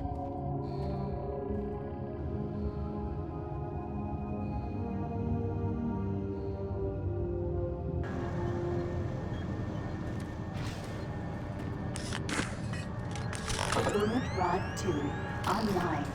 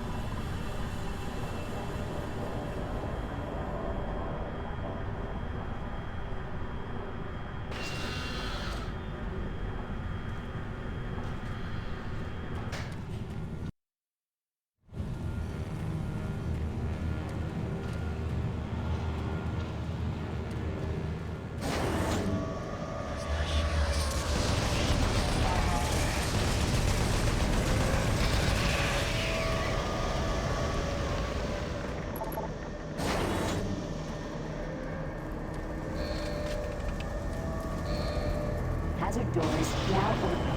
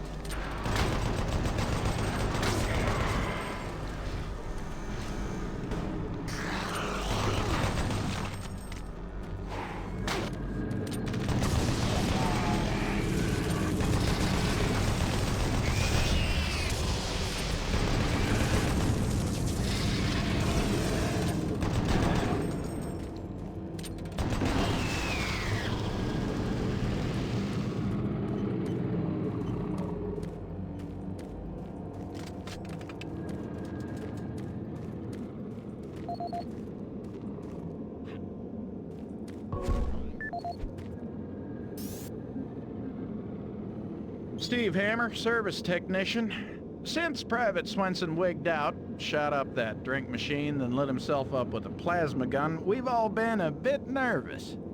All of us in maintenance knew he was losing it. Finally, when that darn drink machine wouldn't accept his credits, he lost it. Started swearing up and down, and you had to laugh when that machine lit up. But before any of us could react, he fed himself enough plasma to power an office building. There wasn't enough head to clean up. Just vapor.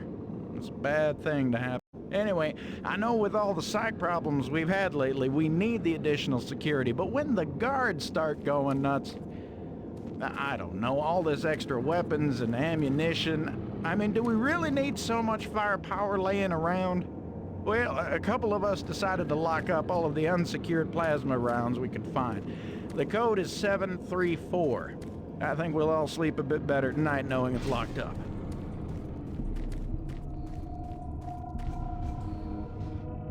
Hey, over here.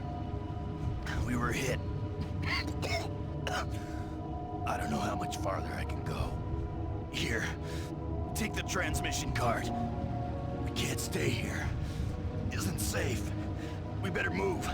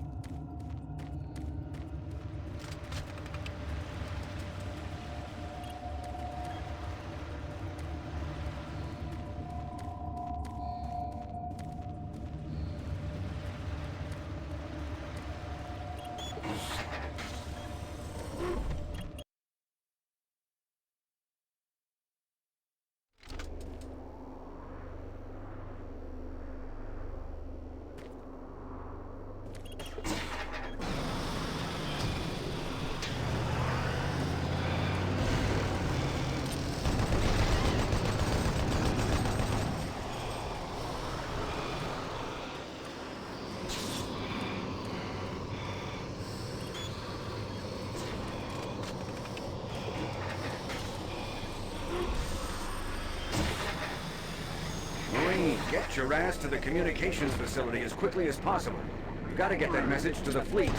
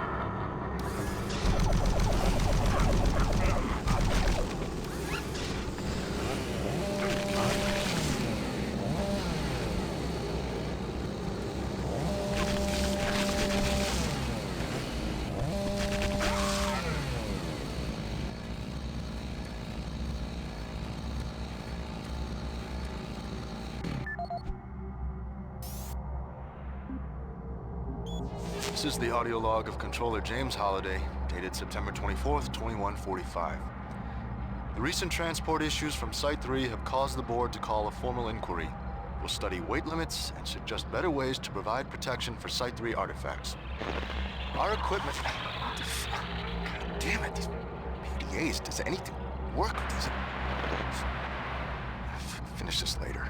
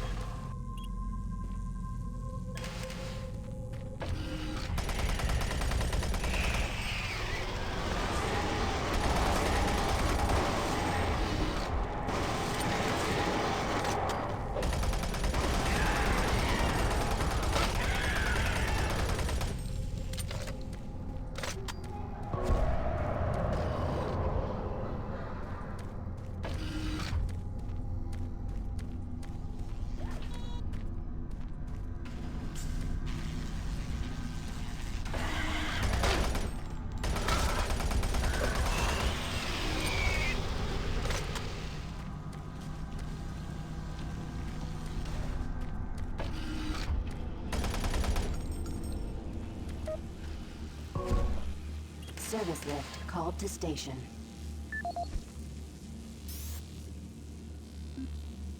This is the audio log of Officer Ron Ridge, dated October 16, 2145. Recent transport tunnel accidents are causing major headaches for both supply and maintenance. Each accident causes an estimated 1 to 3 hour delay in what are mostly time-sensitive shipments. It's becoming evident that certain junctions need safety adjustments as well as recommitment to driving safety by all personnel. The Unproted Comm Center route has shown the biggest increase in accidents over the past 6 months. Safety signs and improved lighting are needed throughout the main junctions over the stretch of tunnels and paths. Absolutely, no recreational vehicle passage should be allowed during peak hours. All personnel should use monorail travel whenever possible to keep cargo shipments flowing smoothly.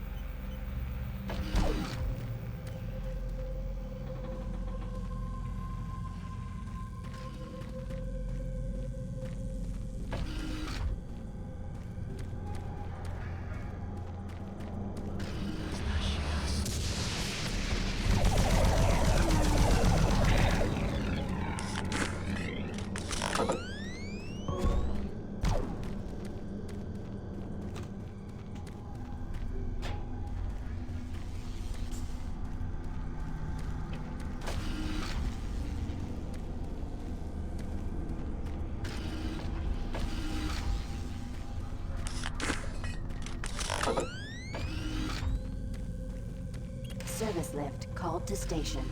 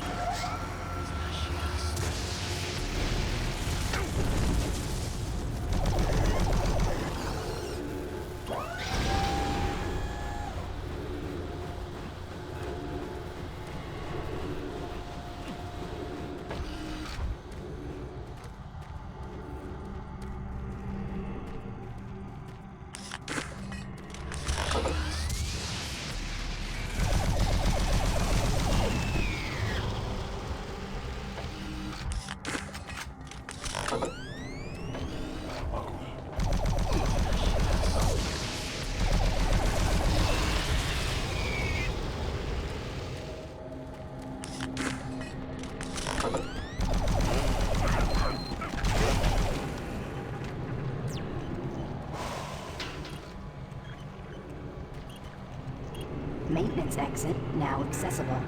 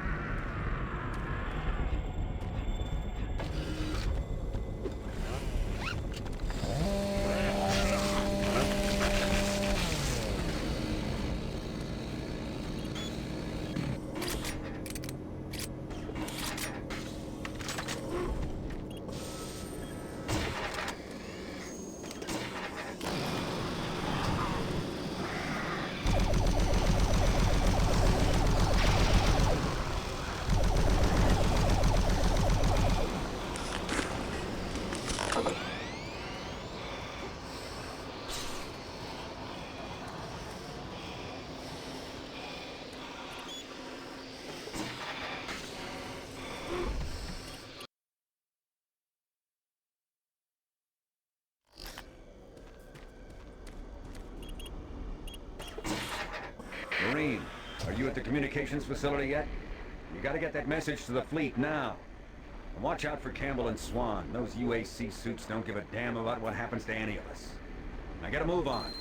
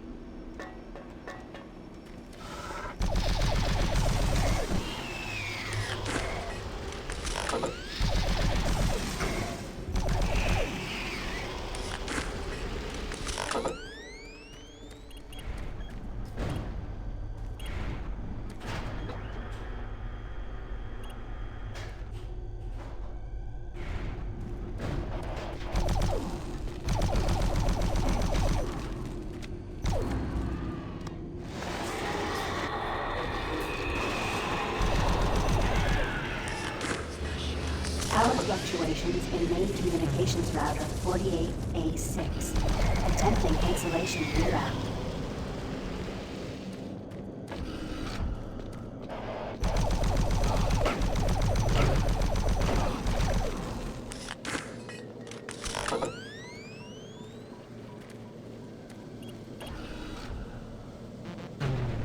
Primary communications systems offline.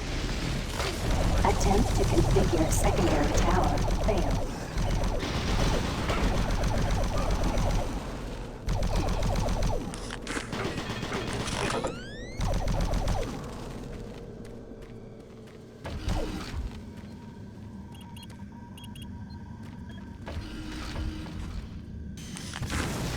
Communications system overload. Communications shut down.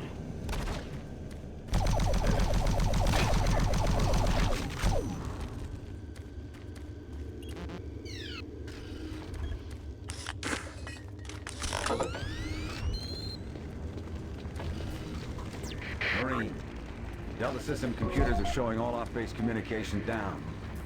It's that fool Swan, but you're gonna have to find another way to send that message. Make your way to the satellite room and manually establish a link from there. Base schematics are showing the quickest ways through engineering. You can't fail, Marine. Get that message sent.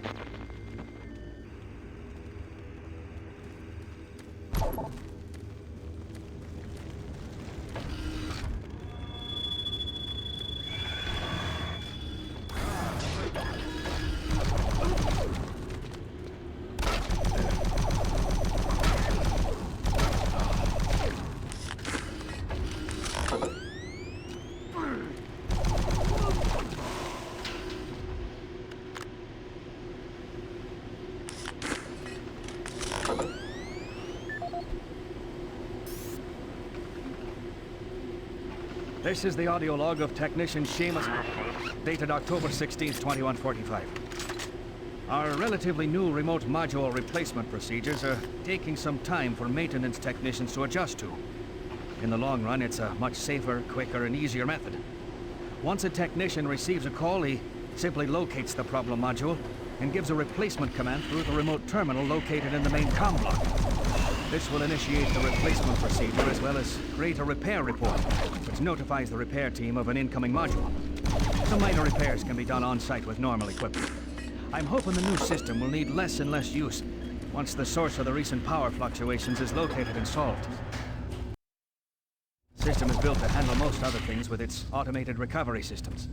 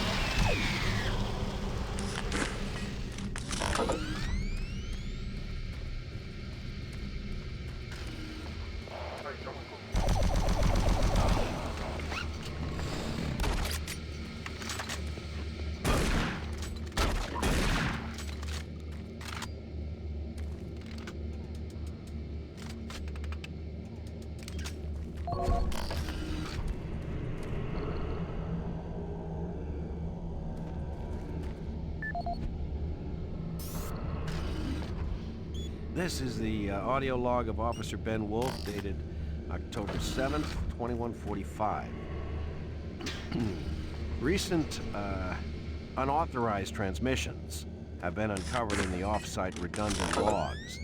These logs are usually not validated, but an unscheduled audit has shown significant activity. More investigating will be done to get to the bottom of this matter. Particularly interesting are transmission blocks D4560 and DE3288, which have no links to base systems. More to follow.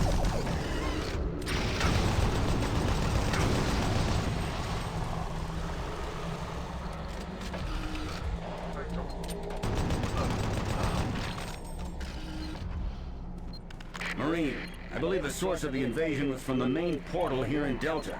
After you send that transmission, get here as quickly as possible.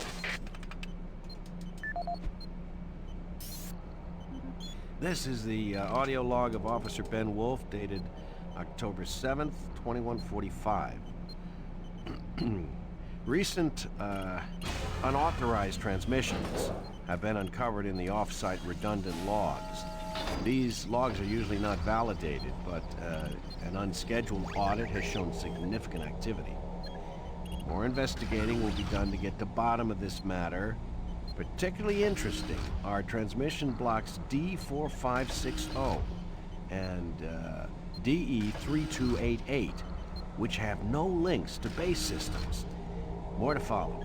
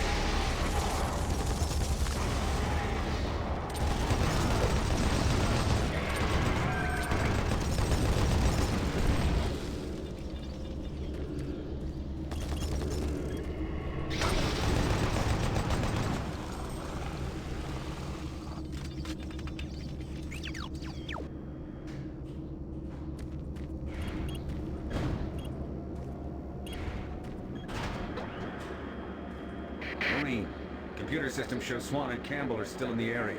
Watch out for them. And get that transmission sent.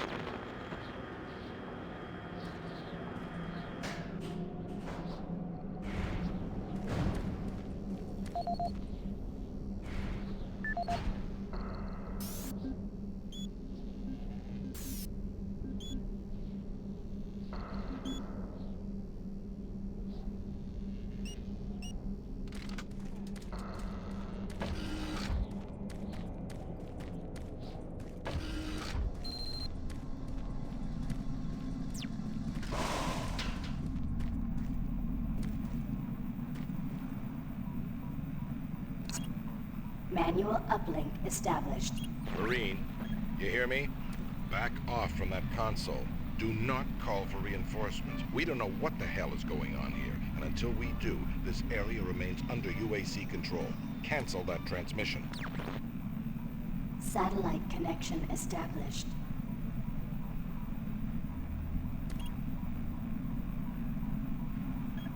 Transmission terminated. You did the right thing. Until we know what's happening here, we need to keep ourselves sealed off from everyone else. The monorail entrance looks clear. Meet up with us there. We need to reach the Delta Complex and stop this.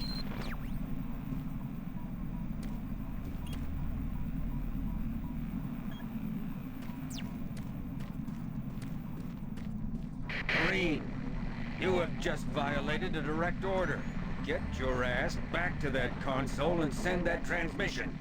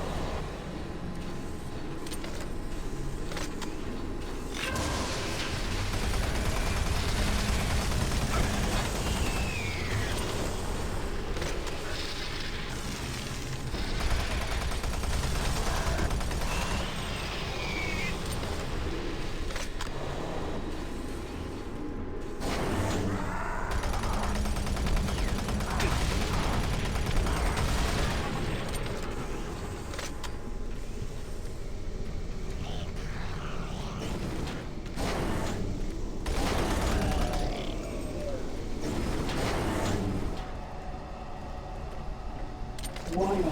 Flow control system failure. Toxins identified.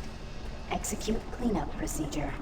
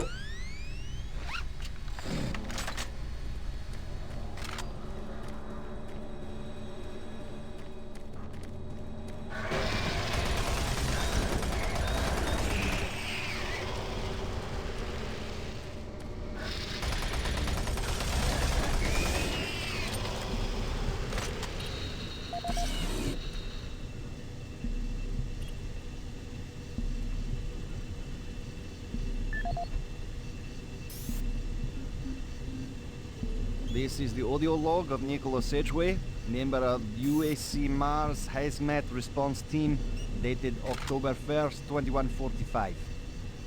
We have concluded that the Martian atmosphere is wreaking havoc on the exhaust valve seals in the standard number 5 disposal drums. The engineers cannot explain the high level of contaminants in our internal atmosphere. The air scrubbers and filtration systems all seem to be operating at normal levels, yet a small layer of particulate is making it into the storage areas. That is what caused the lockdown yesterday. EAP Director Charles Hollis informs me that the personnel won't be harmed by these contaminants in the air, but we've seen that they do cause a corrosive reaction when introduced to the rubber compounds used in the storage systems. Effective immediately, all number 5 disposal drums must be locked away in at least a Class 2 rated transport medium. Assessment ends.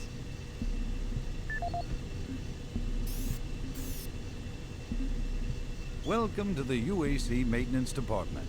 This video will provide you with the necessary tools and information to do your job efficiently and safely. A safe worker is a happy worker, and your safety is our #1 priority at UAC. Observe all signs and follow all procedures to keep you and your coworkers out of harm's way. Cleanup is one of the most important aspects of what we do in maintenance. This phase of our job keeps everyone safe, and research has shown that working in a clean and toxic-free environment has a positive benefit on overall productivity. Power generation on Mars produces 2 byproducts, steam and green goo. We vent the steam all over the base through vents, floor grates, cleverly placed pipes, and pretty much any place else. The goo is a result of the MFS process reacting with core elements in the Martian soil. It is not radioactive, but it is quite toxic. Remove all toxic spills at once. Hazmat suits are the best way to protect yourself when a spill occurs. And if you happen to come in contact with the goo, report immediately to a medical station for a scrub down. After a few days in confinement, you should be ready to report back to work. Report any rule violations to your immediate supervisor, and don't forget to read your employee handbook for additional rules and information.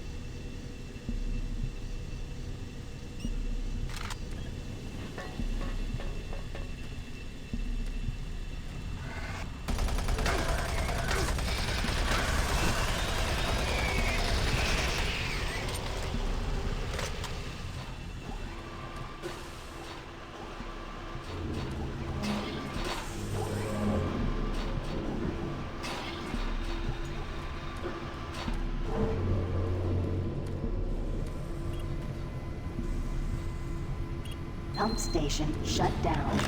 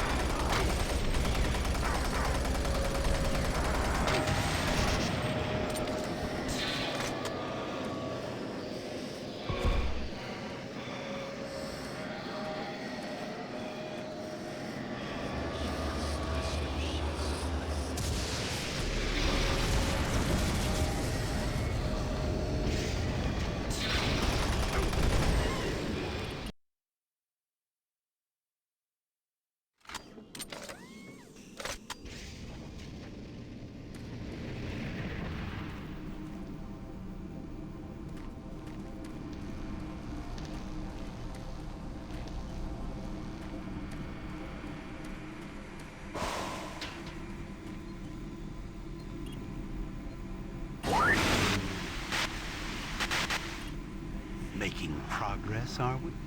And in such a hurry to find us, to find me. There's no need to rush. I am everywhere, and everything here is mine. It's a pity you did not alert the fleet, but it is of no consequence. I'll alert them myself. They will come to the rescue and be consumed by my legion. We will use their ships to bring this hell to Earth. You won't live to see it, and you will die long before you have a chance to warn them. Attention. Initiating pump station 1B.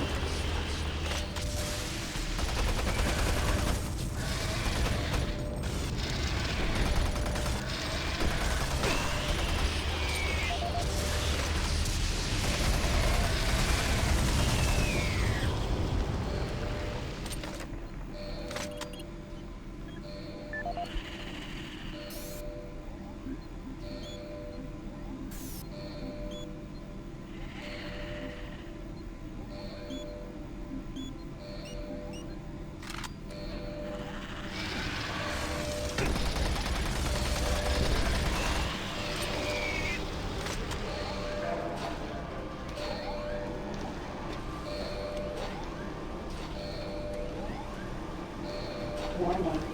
Air filtration system offline. Toxicity level increasing. There's nothing left for you but a slow death as your lungs fill with toxic gases.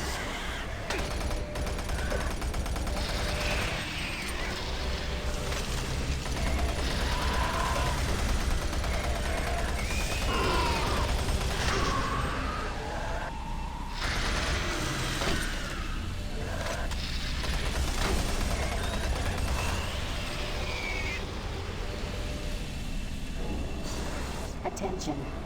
Due to the threat of external contamination, hazard doors sealed.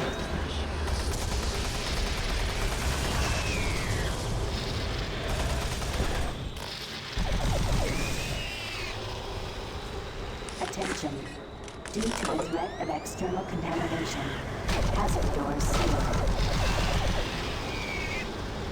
You will never escape me. Your soul will be mine.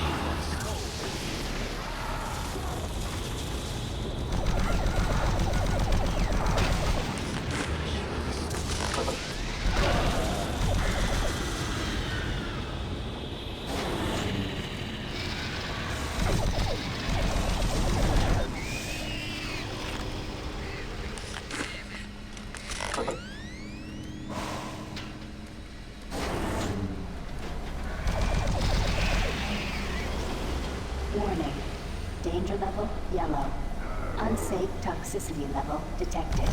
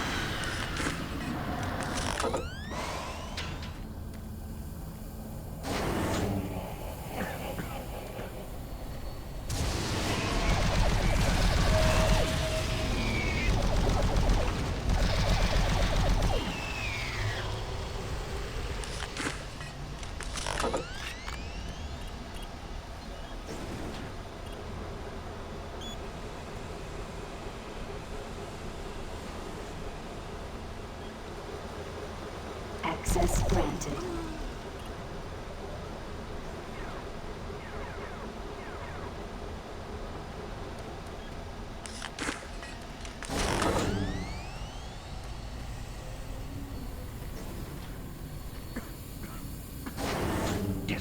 play here.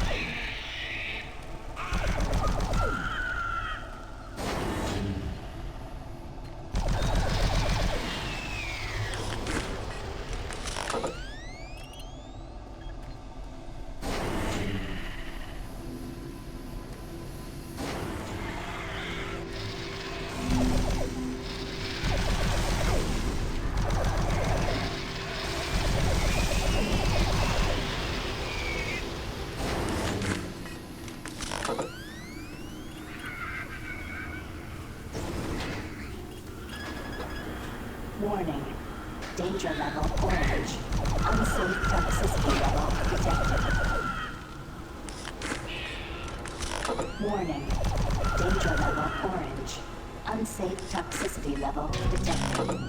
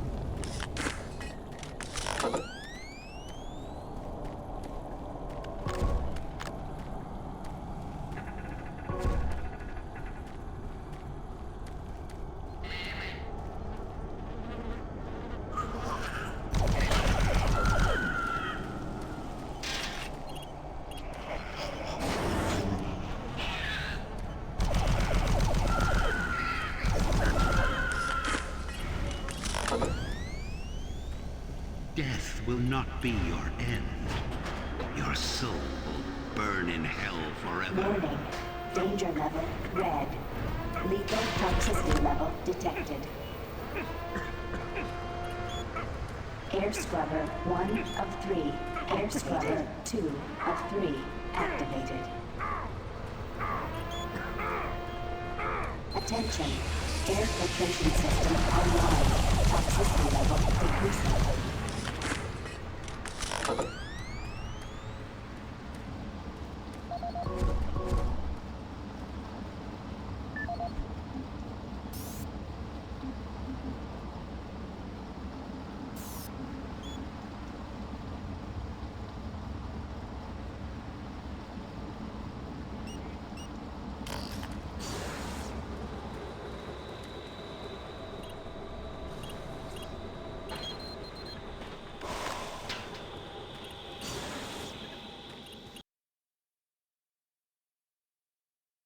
Torzu, Amiran Inokas.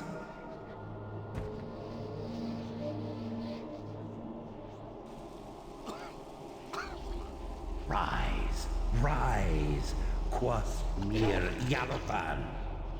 There is no death for you.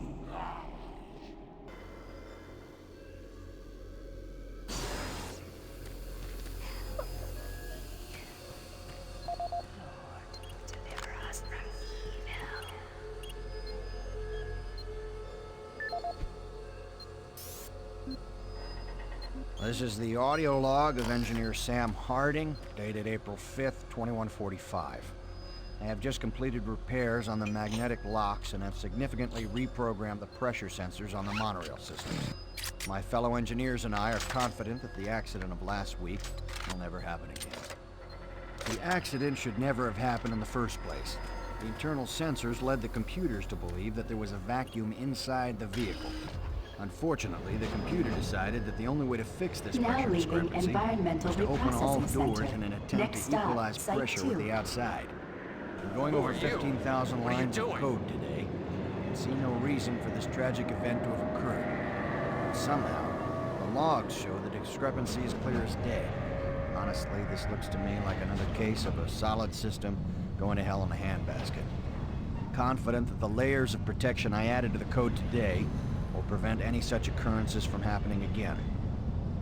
I'm off to meet Engineer Jim Torben at the access doors to the Delta Complex platform to try and troubleshoot a faulty track sensor that's been causing the door to stick. Remember, safety first. I was waiting here on the train for my partner. He went to investigate what was going on. In the event of an emergency stop, Mars said Now, I don't know where he is. For your safety. I don't know what the hell's going on. But I bet it has to do with those Now artifacts we entering were digging Site up at 2. Site 2. I bet they're somehow connected with those things in the Delta Complex. Airlock malfunction. Please contact engineering to facilitate The Delta repairs. Complex Thank isn't you, safe. and have a nice day. You're crazy if you're going there. Look, I don't think this train is safe either. We don't know what's ahead. I'm staying on the train until we get to Delta. Then you're on your own.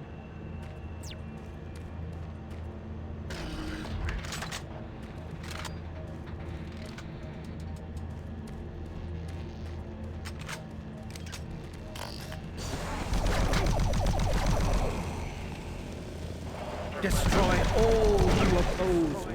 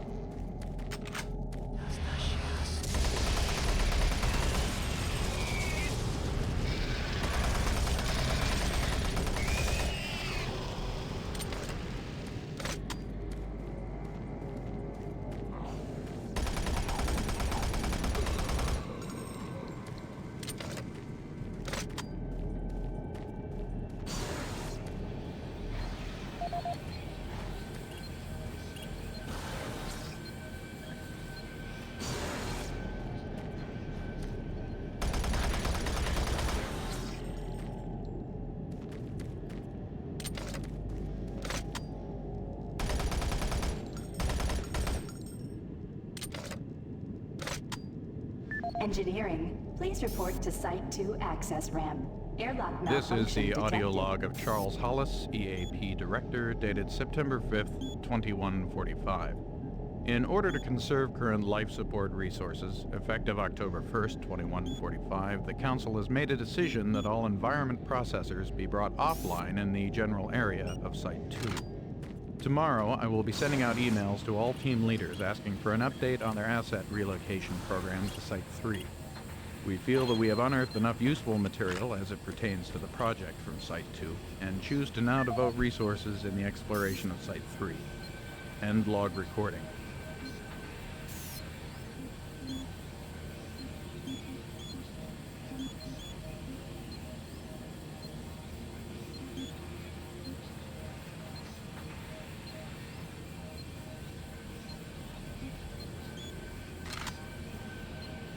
Engineering, please report to Site 2 access ramp.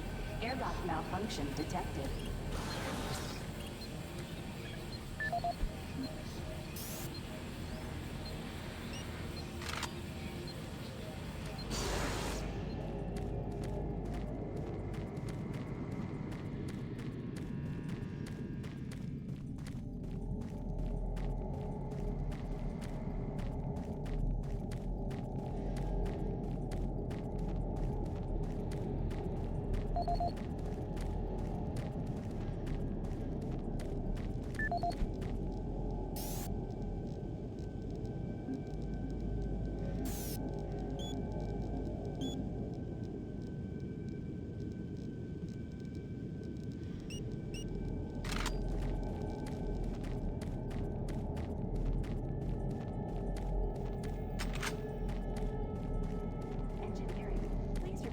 Site 2 access ramp. Airlock malfunction detected.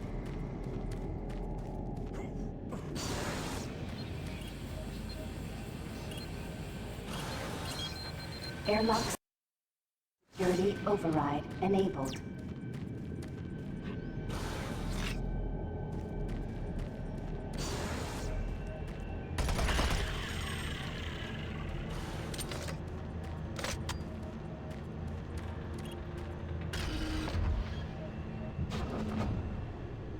Now leaving Site 2.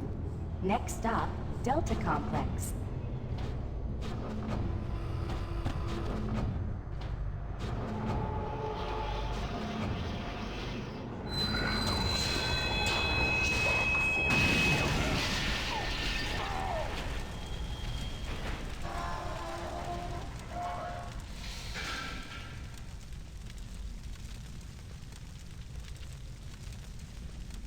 Engineering, please report to Delta Complex access ramp. Track sensor failure detected.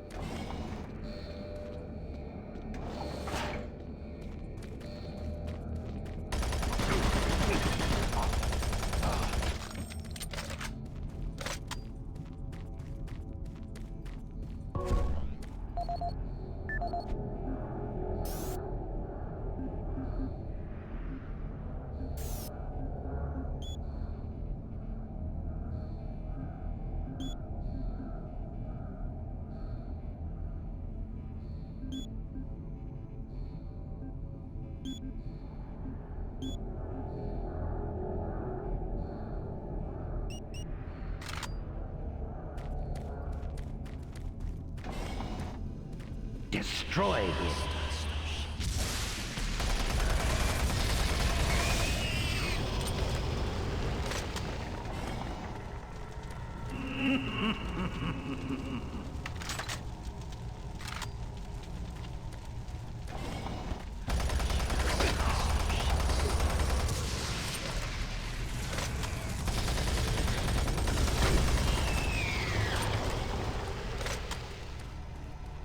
Warning, automated turret guns online.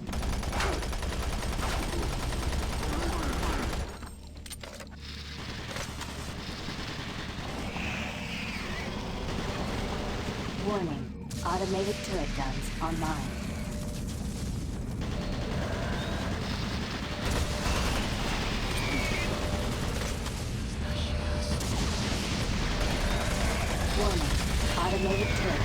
online.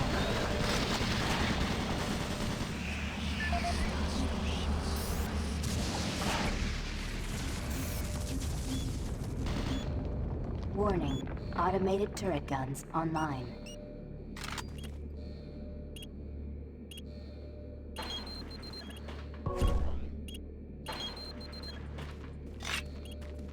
Warning, automated turret guns online.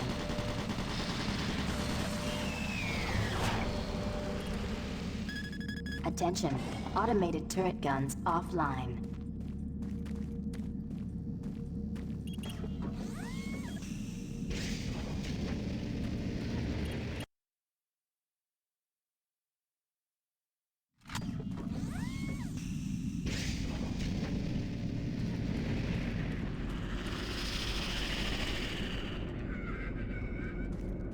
Emergency power only.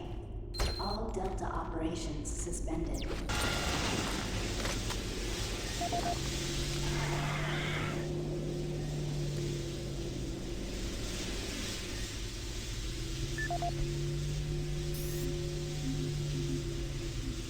This is the audio log of Robert Price, Delta Operational Director in charge of personnel, recruitment, evaluation, and placement.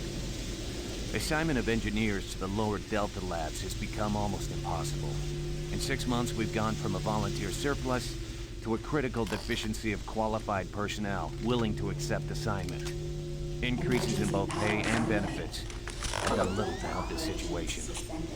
Through exit interviews as well as the weekly Delta medical brief, it's become apparent to everyone that the rate of sudden and unexplained mental illness is way beyond acceptable levels, even for Mars. They're derogatorily being called sub-delts up here, and I have a feeling this attitude will spread to other parts of the UAC. End of log. This is the audio log of Robert Price, Delta Operational Director in charge of personnel, recruitment, evaluation, and placement. Disciplinary Action Report 40C-8, responding to Mars City Administration request. Delta Labs 1 is currently addressing a problem concerning theft of security equipment. 4 members of the security detail assigned to the Delta Labs have been reprimanded with 3 others under investigation. It seems caches of weapons, armor, and ammo have been discovered in various places throughout the Delta Labs. We've located some of the missing equipment and have information that we hope will lead us to more. I have a team investigating storage room 21D with security code 298, where I've learned stolen items may be located. I hope to recover all items and find all personnel responsible. End of log. Power only. All Delta operations suspended.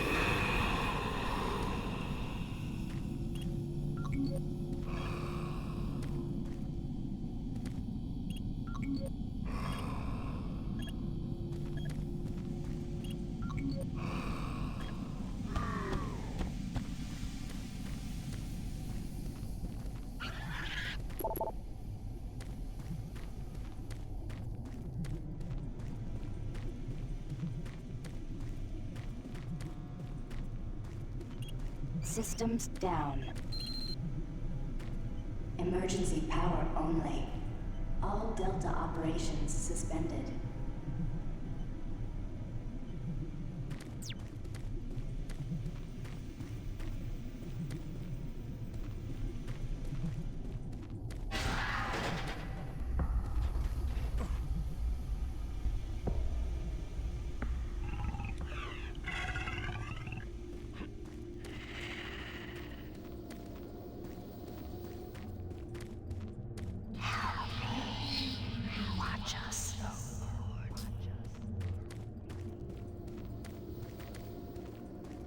Emergency power only.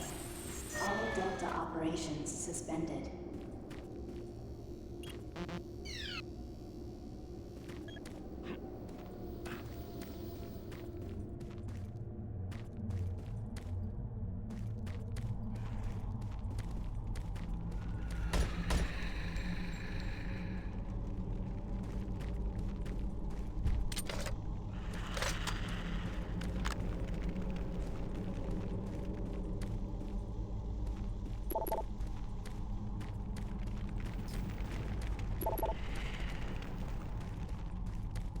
Emergency power only. All Delta operations suspended.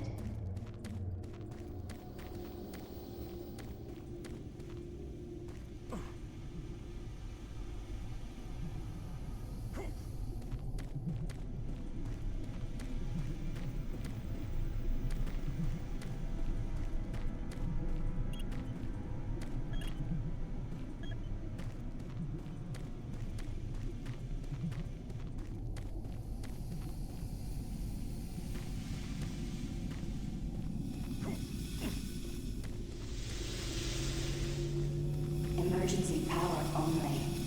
All Delta operations suspended.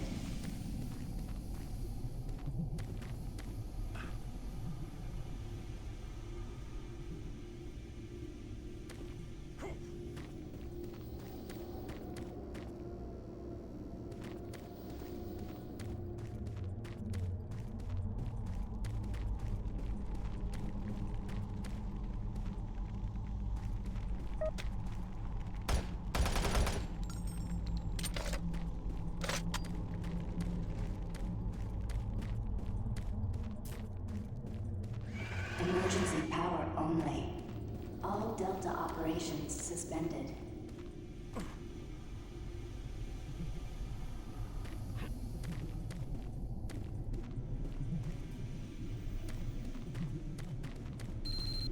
Warning.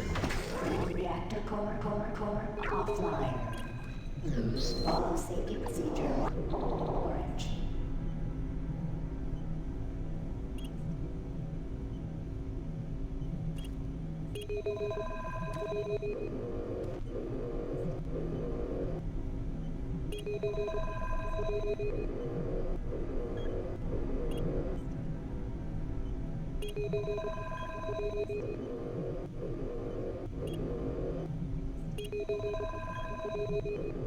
Warning. Reactor core offline.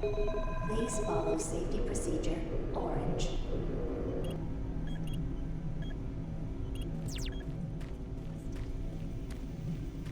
Video link up requested. Video link up established. Marine, this is Kelly. If you're watching this, you're tougher than I thought. I guess things aren't always what they seem. Plans have changed. Delta Complex 1's been compromised. You're not safe there. I'm moving to Secure Service Tunnel 1. It's not far from your position.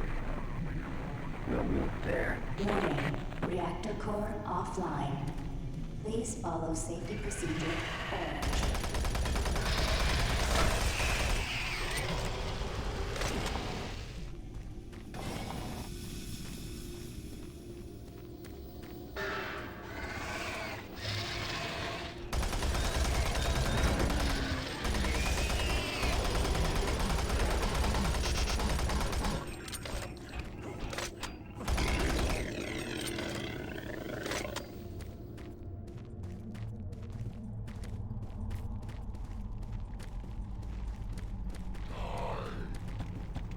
Warning. Reactor core offline. Please follow safety procedure. Orange.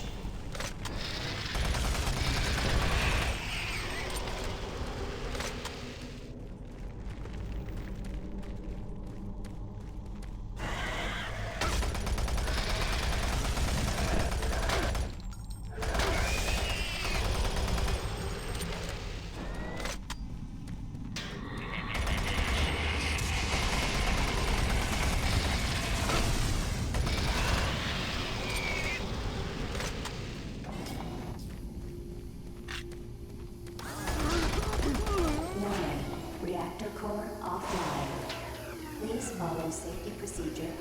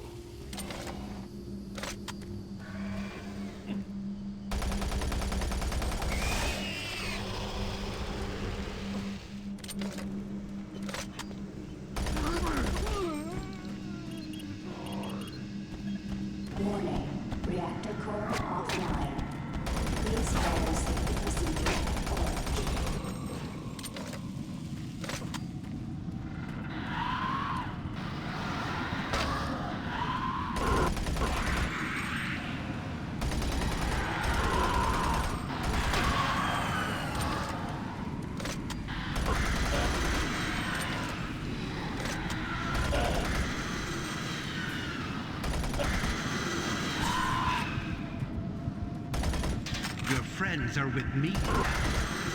Soon, you will join them.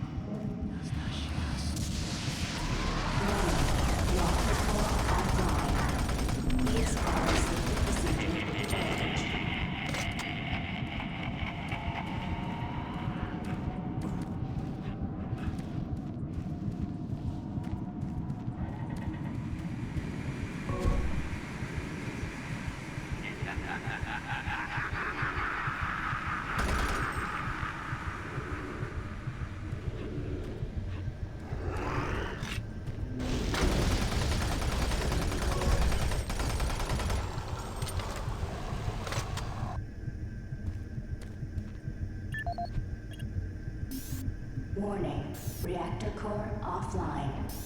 Please follow safety procedure orange.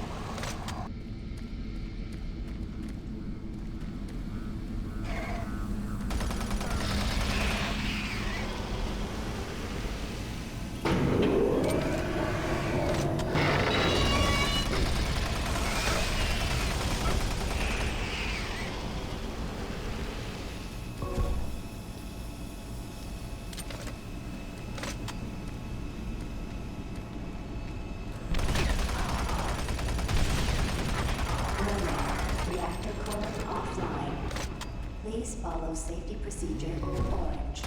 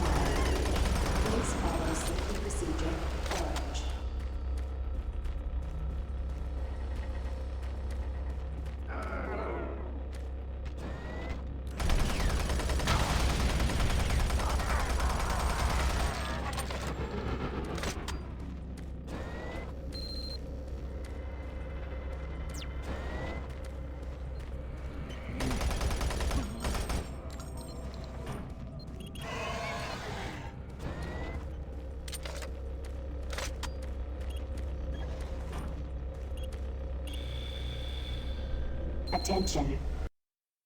Reactor core online.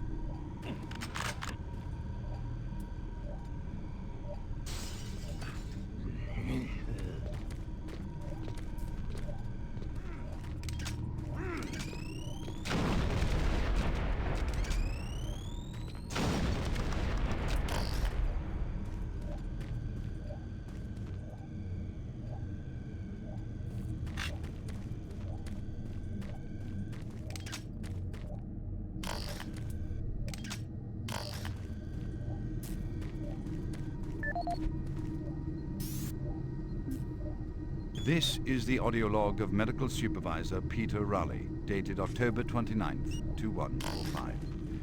We have exhausted all known forms of drug treatment in hopes of finding a way to abate this strange outbreak of dementia, and I have yet to receive any additional data from the psychiatrists back on Earth. Options are quickly dwindling. Approximately 80% of all extraplanar participants exhibit signs of mild neuroses within the first 48 hours after returning from their expedition. Within 72 hours, 75% of patients exhibit extreme signs of paranoid delusion and violence. We have isolated these cases in hopes of finding the pathogen. As yet, we can find no biological contaminants that would lead to such drastic changes in cognitive processing. It seems that whatever this pathogen is, it attacks higher brain functions and only leaves more basal functions in the lower brain stem. We've witnessed that a high percentage of subjects lose ability for rational thought and communication skills, and then the physical changes become evident. Subjects in this group appear to atrophy. Skin pales, muscles become slack, bone, teeth, and fingernails become almost translucent, veiny sinews of their former selves. I have never seen anything like this in my career. Our observations continue. This is the audio log of Medical Supervisor Peter Raleigh, dated November 1st, 2145. Patient 0432, a Private Steve Jensen of the UAC Darklight Armor Corps Division, expired today at 15:43 of a self-inflicted gunshot wound. This is approximately 110 hours after his return from expeditionary missions. Private Jensen was suffering from paranoid delusions and full-blown dementia. Treatment was unsuccessful. He was the last surviving member of his outfit. 4 other squad mates, who also came back with Private Jensen, expired from injuries suffered on that last mission shortly after their return. Before his death, Private Jensen was heard screaming in both English and other languages. Something about demon hordes feasting on our souls. The other language was later discovered to be Aramaic. Due to security concerns in the area, I've secured some armaments within my office.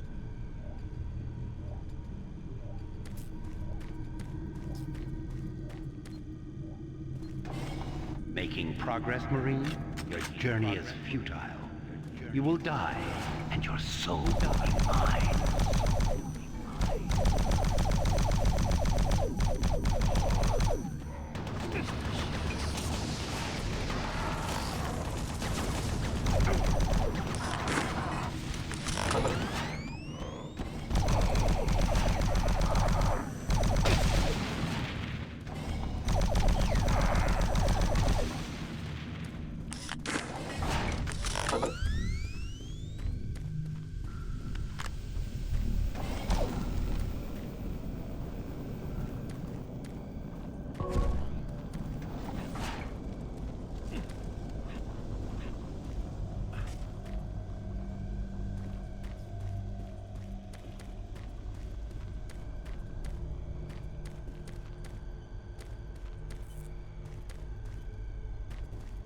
Who's there?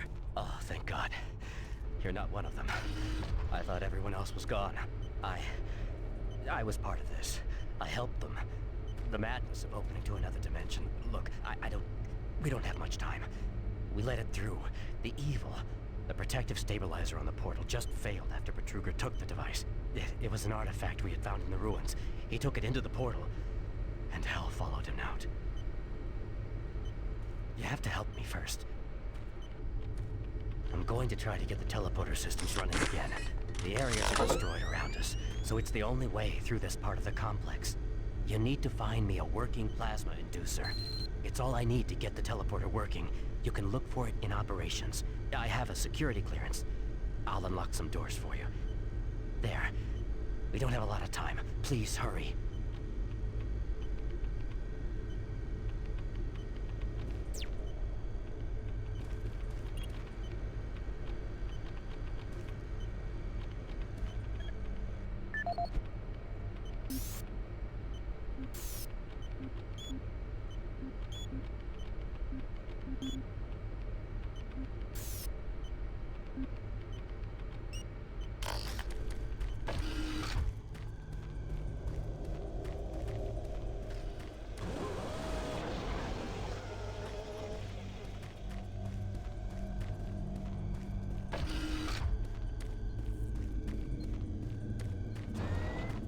Decontamination process started.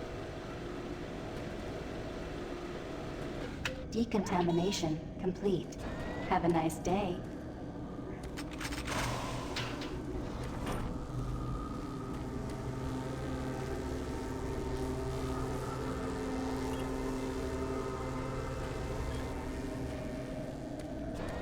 Decontamination process started.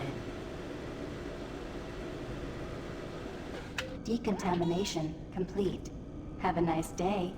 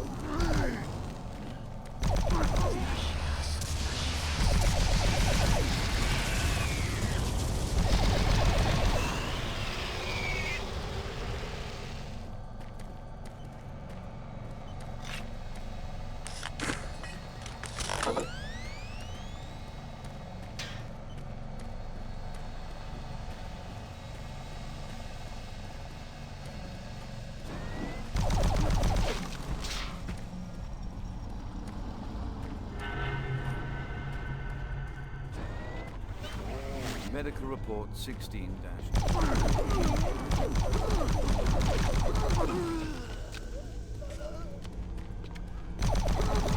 Light armor core division expired at 1543. Private Jensen was suffering from paranoid delusions and full-blown dementia. Treatment was unsuccessful. Initial psychiatric interviews suggested only mild psychosis with speech, motor activity, and thought processes within normal range. Paranoia being the only psychotic element directly evident. Reference interview G8A. Private Steve Jensen, October 18, 2145. UAC psychologist Dr. Hooper interviewing Steve Jensen, male, age 27. Steve, can you talk to me about the last few weeks, please? I don't want to talk. Well, I'm here to help you, Steve. I've tried talking. They think I'm crazy. You think I'm crazy. They, your colleagues, aren't doctors. Let me help you. Help? Nothing can help us. Prior sessions over a period of 72 hours reveal rapid deterioration of both physical and mental capacity, with behavior inconsistent with any known patterns. The patient was responsive for brief periods and had to be restrained during interviews. Reference interview H-3-2, Private Steve Jensen, October 21st, 2145.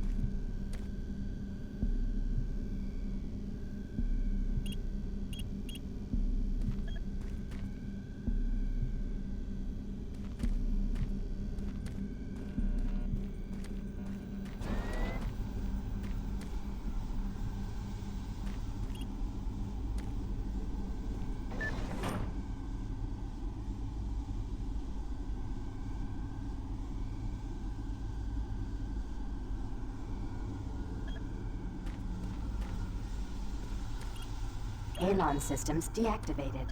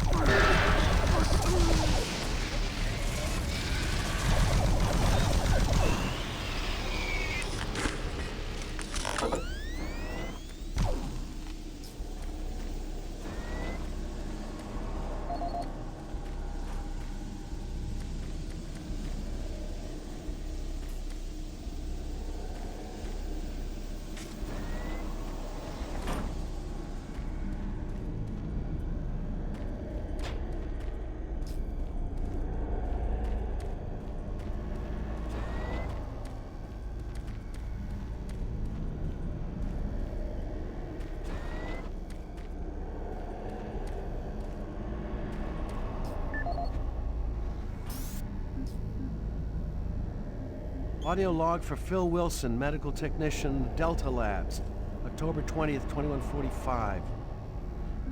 Today, I witnessed the third test of the teleporter in the 3 weeks that I've been here. Volunteers are becoming harder and harder to come by, and it isn't difficult to see why. They all come back screaming like loons about demons, pools of blood.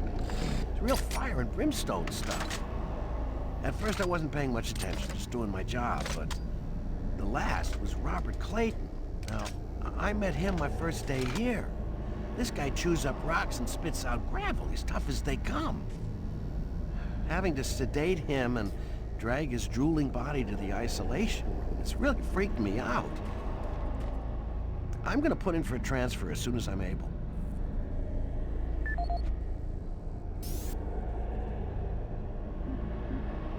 As requested, the following is my initial feedback on my first trip through the portal. Private First Class Frank Cinders, dated October 15th, 2145. I don't know exactly where to begin. Obviously, I survived the first trip and feel no worse for the wear. I'm not feeling any of the symptoms reported by the others who have gone in before me, but I'm at a point where I'm still trying to process everything. Thankfully, the place looks deserted and devoid of any life, but the flames and heat and stench of the place, it smells of death, decay, and burnt flesh. Tomorrow we're going back in with some of the eggheads, Science Division, to start securing forward positions, and we expect to start sending out the mapping droids at the same time. I feel I must admit on a personal note that I've got a really bad feeling about this. I don't understand what we're doing there or what we hope to prove. PFC Cinders, signing off.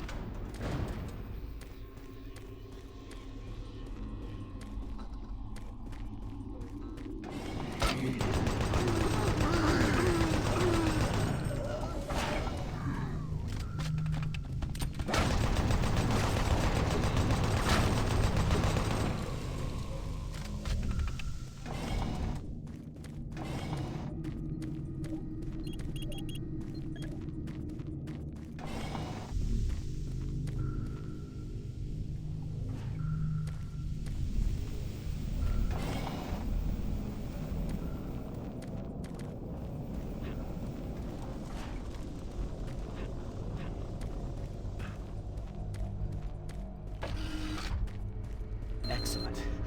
That will get the teleporter working again. And you don't have much time. You're going to need to teleport across the containment chamber. It's the only way through this part of the complex. Head into the chamber and initiate the sequence on the machine. I'll take care of the rest. I'm not going with you. Good luck. But before you go, I want you to take something. It's a journal I made about the experiments. Those things. It's all there. It'll explain everything. Get it to someone so this never happens again.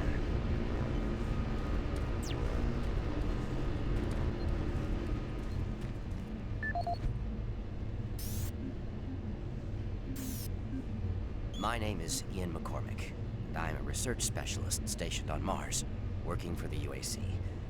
My primary job is, or rather was, to assist Dr. Malcolm Betruger in a variety of experiments, though for the past year we've been focusing almost exclusively on teleportation. I don't know if I'll make it out of here alive, so I'm recording this video log to let someone know what happened, and with that knowledge, prevent it from happening again. Initially, the teleportation experiments were amazing. We were creating a new science, and the prospects of it changing our way of life were, well, they were outstanding. I was proud to be associated with such an amazing project and someone as talented as Dr. Betruger. We noticed early on, probably before we had completed maybe a dozen successful tests, that There was a variable delay during the teleportation. The objects are broken down at the quantum level, transported, and then reassembled. Each stage of the process should have been instantaneous, but it wasn't. And we didn't know why. We sent a video drone through and were shocked at the images it sent back. Just a few frames of video right before the drone came back through showed what appeared to be several sets of eyes looking directly at the probe. We had just found a living, breathing creature that was not human. But Truger immediately sent out a request for volunteers. He specifically wanted UAC security force members because he wanted to capture one of these creatures. I've made a lot of mistakes, but I am most ashamed of my involvement during the next phase. To get medical clearance to send human subjects through the device, I doctored up several of our reports to indicate that we had performed living tissue experiments. I did not regret it at the time, but a few days later, when our third test subject came back, he was chewing off his own fingers. It seemed he was clinically insane. We started sending teams in, about once every 2 days. The teams were reporting nightmarish experiences, sightings of things that ultimately made us conclude that the other dimension was not just another dimension. It was hell, and the creatures we were bringing back, demons. And then Betruger, he went through the portal himself. I don't know what he was thinking. It was an unscheduled trip, and he just went, and we couldn't stop him. And when he came back, he had changed. He sounded and looked the same, but he just... I don't know, he was just different. And then he did the unthinkable. He took the Soul Cube, the device that was discovered in the ruins, into the portal. The portal stabilizers just started to fail, and then living hell erupted into the base. Oh, we were stupid for not destroying the portals as soon as we realized what was on the other side. Oh God, forgive me. I blame myself for my part in this. Please, someone, never let this happen again. I'm sorry, Ian McCormick. Decontamination process started. Decontamination complete. Have a nice day. Systems activated. Teleportation will commence in T-minus 3, 2, 1.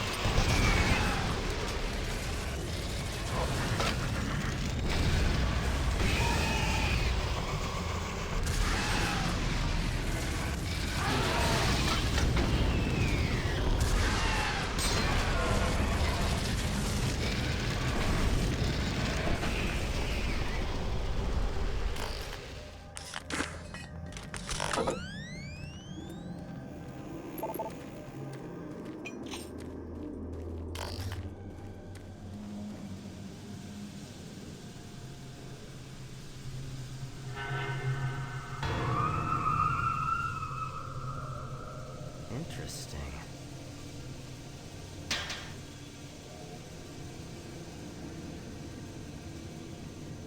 Ah, you surprised me.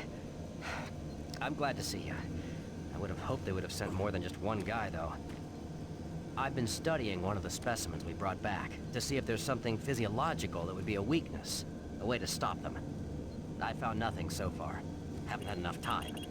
I'm gonna stay here and keep looking. It's the only thing I can do. There are combat supplies in the storage cabinet in the next room. The code is 624. I hope you can use it.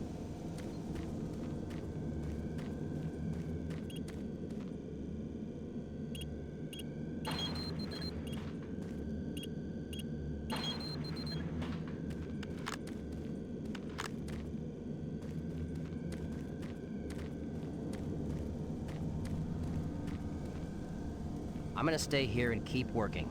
I'll upload my findings into the database.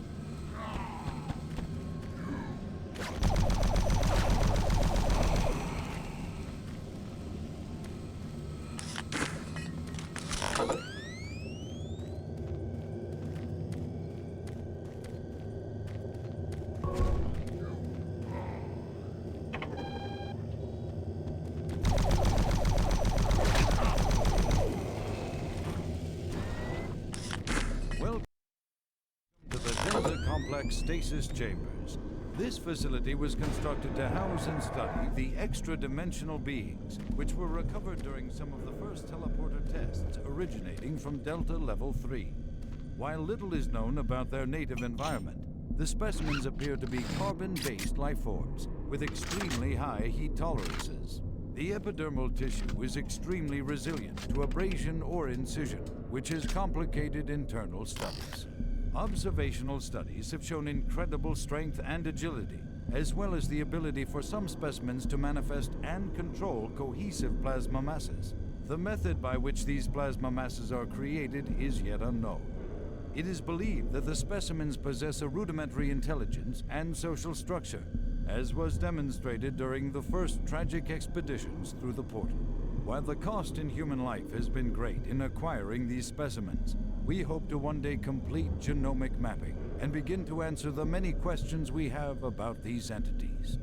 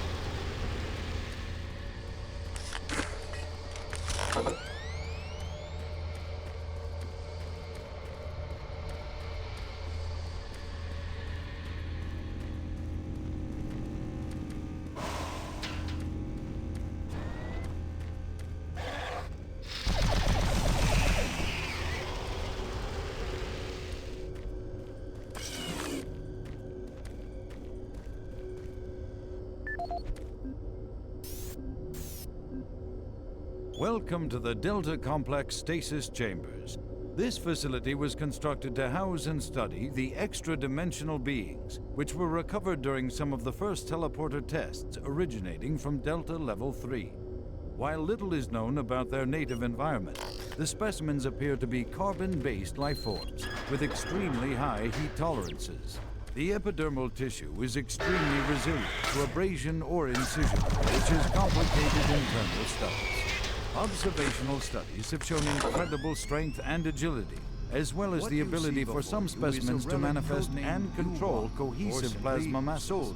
The method by which these plasma masses are created is yet unknown. It is believed that the specimens possess a rudimentary intelligence and social structure, as was demonstrated during the first tragic expeditions through the portal. While the cost in human life has been great in acquiring these specimens, we hope to one day complete genomic mapping and begin to answer the many questions we have about these entities.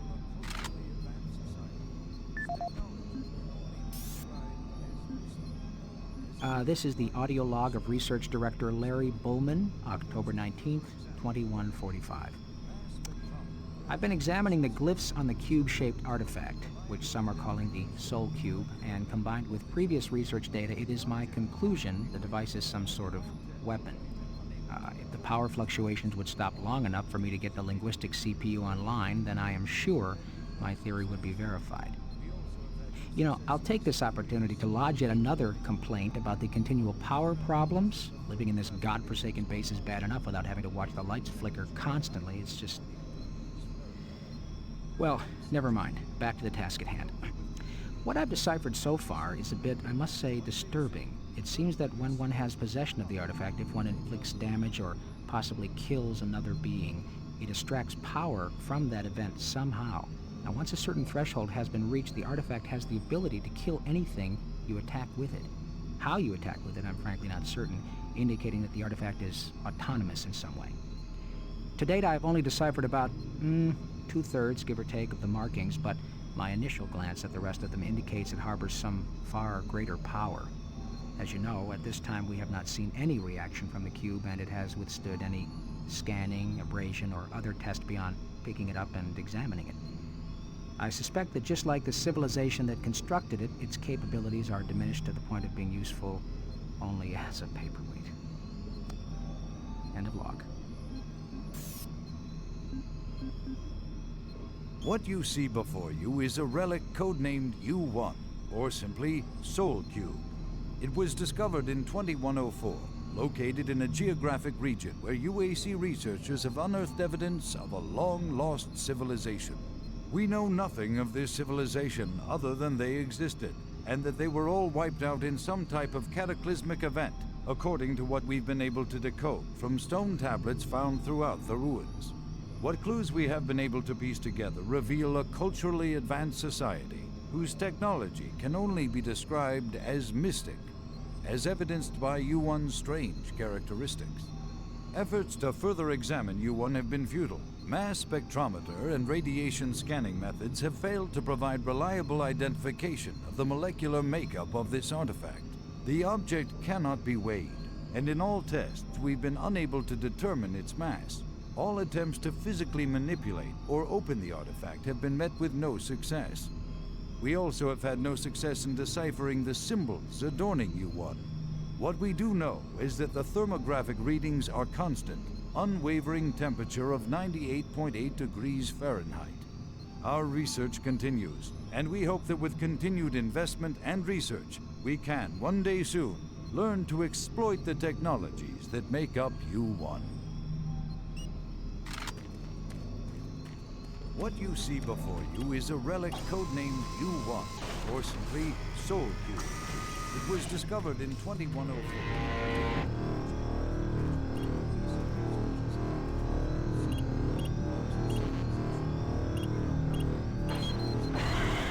I have the Soul Cube in hell, and you will never find it.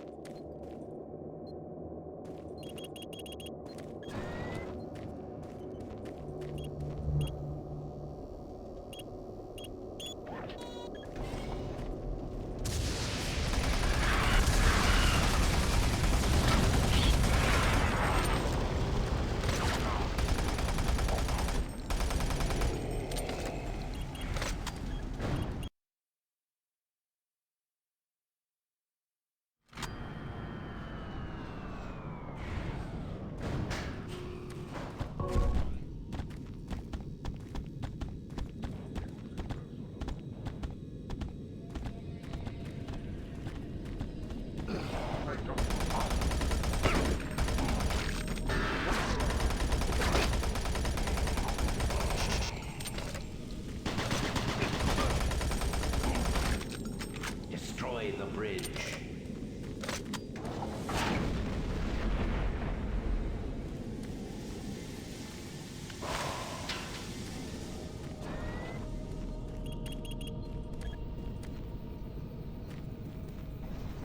Access granted.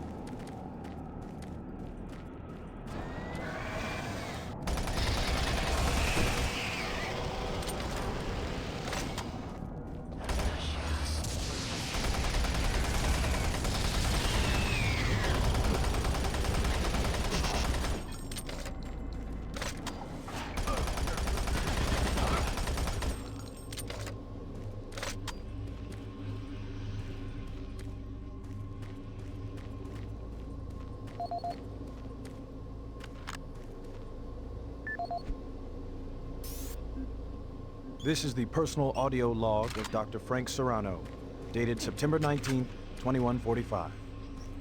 I've been brainstorming on Betruger's thoughts about achieving sustained, uninterrupted transfers for the teleportation units. Currently, our systems can only build enough of a charge to have the portals open for approximately 10 to 15 seconds. It's enough time to get a team through, but not enough time to send in some of the heavier equipment. Engineering in the Inpro facility informed me that we can theoretically boost the active portal time to 45 seconds quite easily. But this will require rerouting power from central processing, and we just can't afford the downtime. Power requirements for this system are astronomical. We're sucking power from 3 veins in Inpro just to power Chamber 1.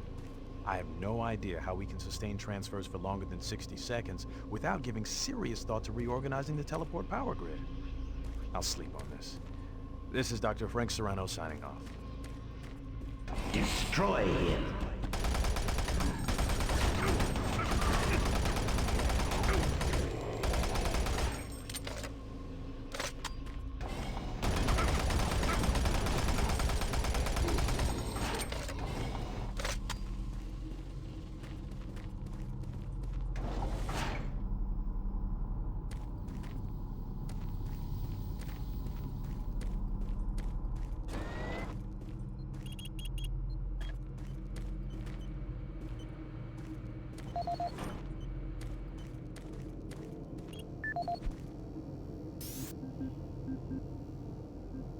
This is the audio log of Administrative Assistant Han Lee, dated October 16, 2145. Why is it that I keep getting the crummy jobs? Armor Corps 1st Platoon and 1st Science Team were completely wiped out this morning on their 2nd excursion. And I am the one charged with writing up the reports and sending this information back to Earth and next of kin. So here I am. First cup of coffee for the day. 5 hours of sleep the night before, no shower, and I have 20 dead bodies to fill out paperwork on. I haven't seen the actual corpses, but word coming down from the grapevine says that it looks like they have been hacked up pretty good. This says everyone on the base spooked. Betruger is nowhere to be found, and there are a lot of questions being asked with no answers from anyone. Last I heard, they were suiting up the next outfit with the new BFGs. Sounds like they weren't taking any chances on this next trip with them packing that kind of firepower.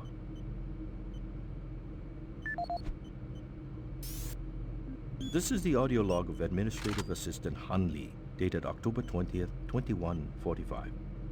Well, just when I thought this job couldn't get much worse, it did.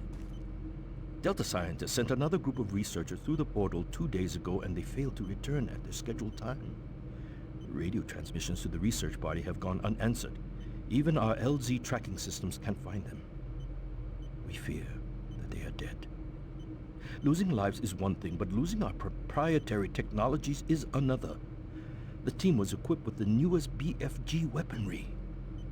We fear those guns may have fallen into the hands of those that killed them. We don't know who or what is behind that portal. But until we find out where our guns are, I'm suggesting we suspend operations to the portal. Thank you. End of log. Decontamination chamber sequence initiated.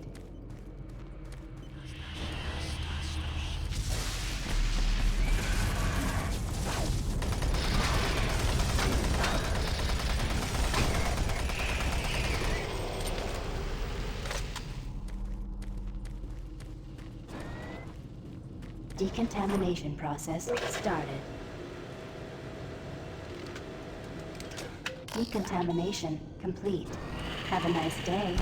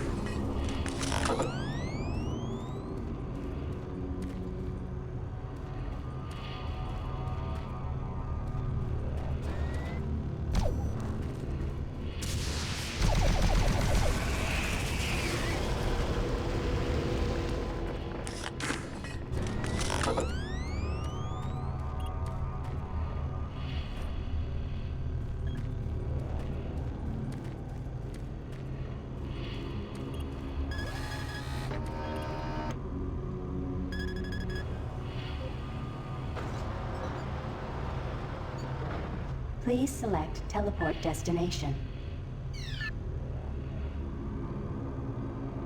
Pad 1 selected.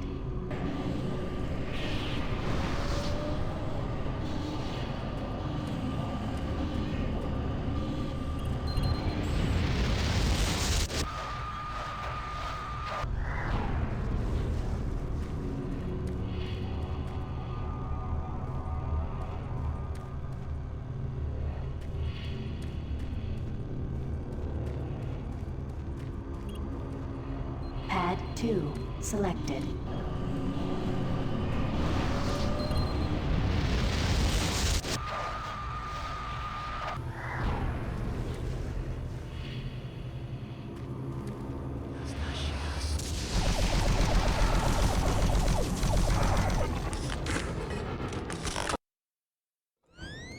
Decontamination process started.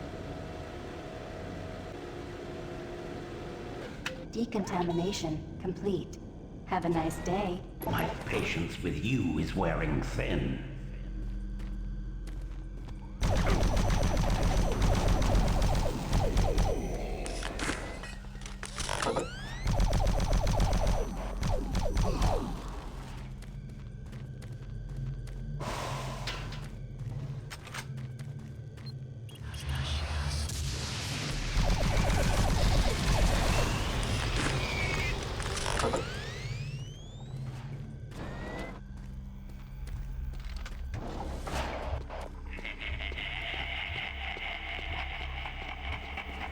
Look around you, Marine. Everyone is dead, and soon you will join them.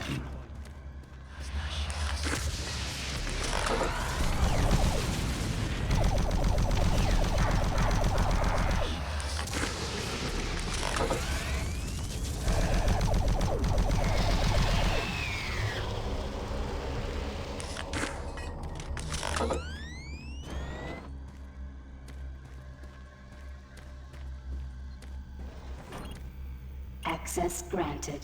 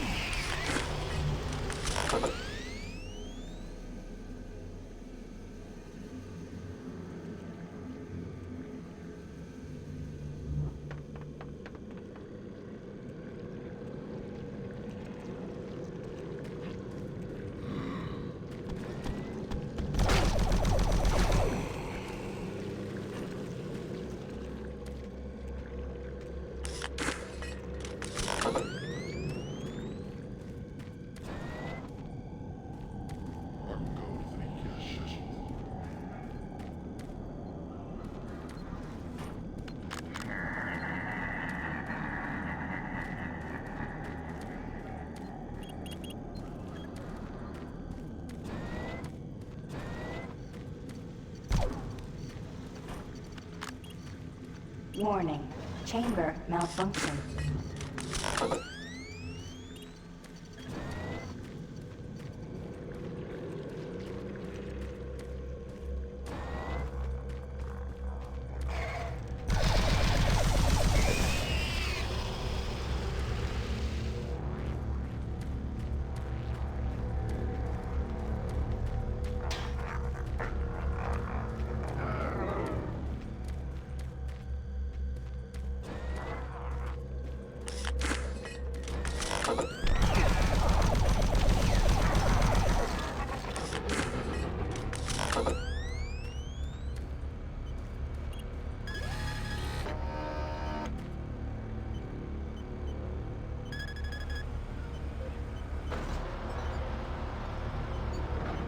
Please select teleport destination.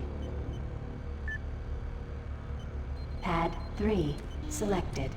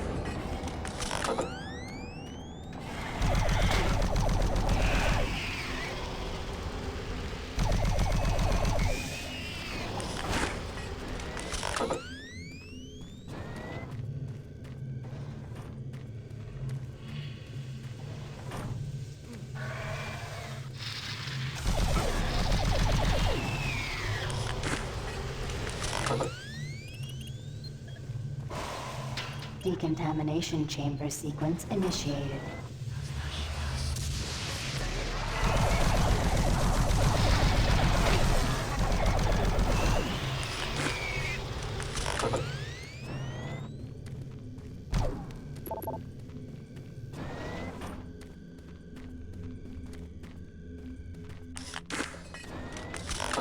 Decontamination process started. Primary system failure. System shutdown. Backup systems online. Stop him! Maintenance personnel needed in Chamber 3.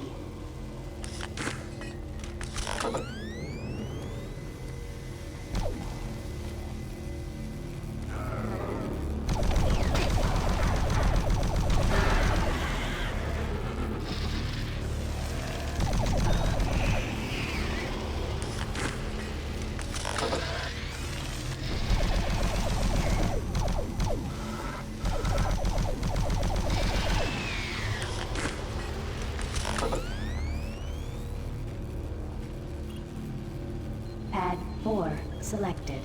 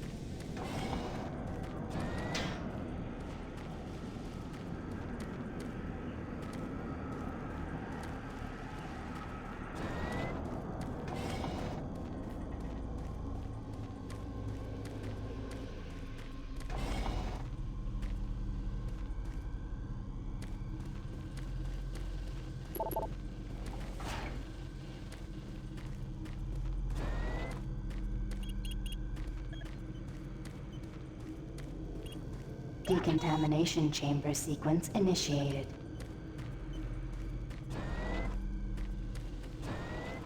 Decontamination process started. Decontamination complete. Have a nice day.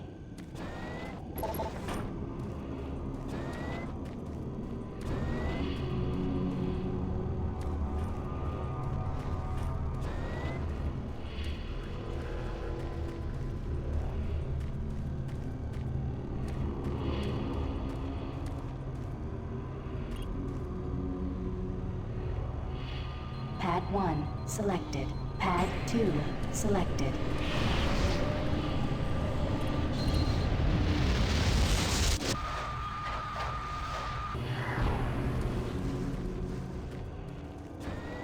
Decontamination process started.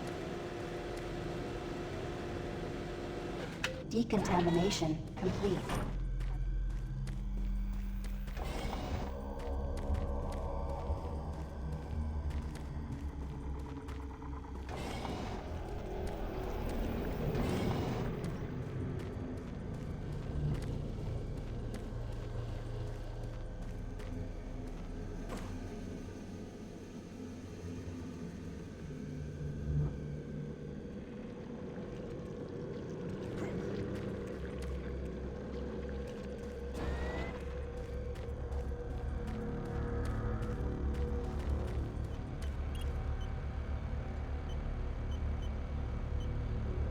Pad 2 selected.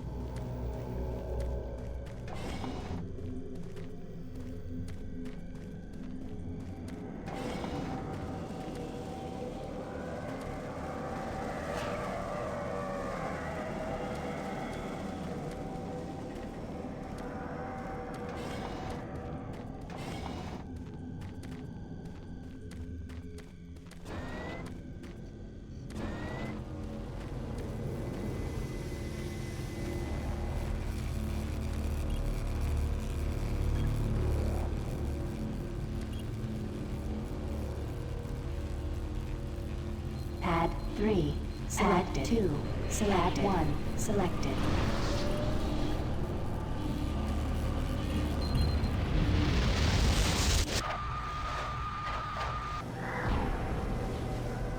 Making progress, Marine?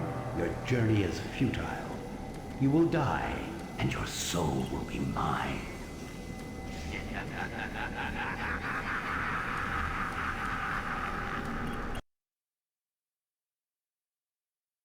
You will never find the thing you seek. It is trapped in hell forever.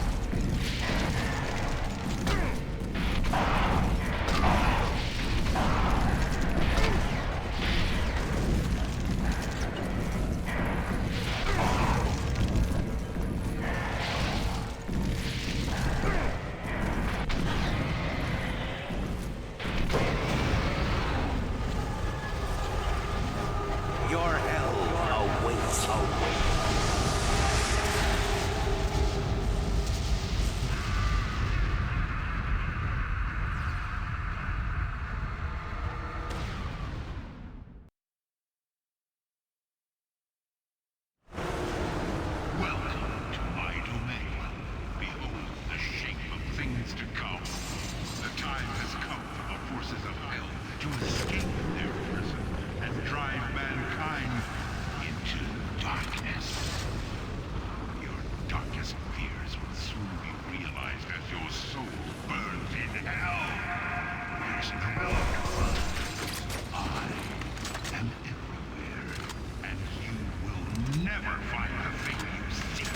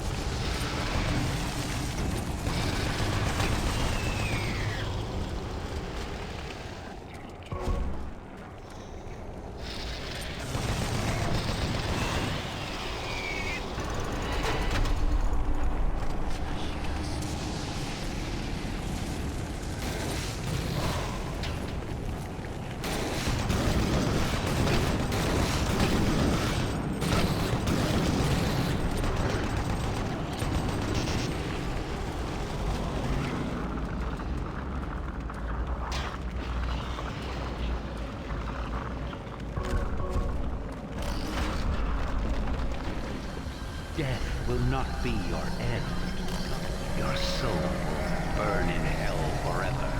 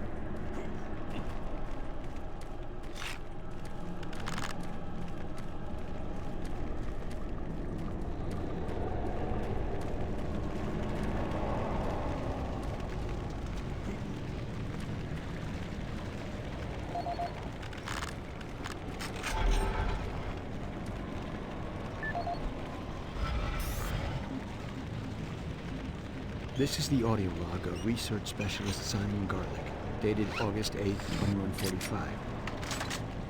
It seems that I have misplaced the rest of the science team. I don't know how it happened. This place... Well, I don't know what this place has done with them. One moment there, I'm taking samples, and the next thing I know, I turn around and everyone is gone. There 1 second, turn around, and they're gone. I can't raise anyone on the comm links, and the only signs of the team I can find are tools and other personal effects that seem to have been left behind. Almost as if they had stopped working midway through running experiments. This place does funny things with your eyes and your perception of time. Hopefully, they just went into the next sector and are waiting for me to catch up. I'm going off to find them now. This is Simon Garlick, signing off. This is the audio log of Research Specialist Simon Garlick, dated August 10th, 2145. It's been 2 days now since I've seen any other team members. I don't know how I've survived this long, or how I got away. They were just, torn apart.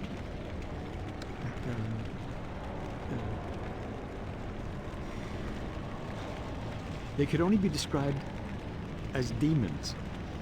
I have never seen such a big thing move so quickly.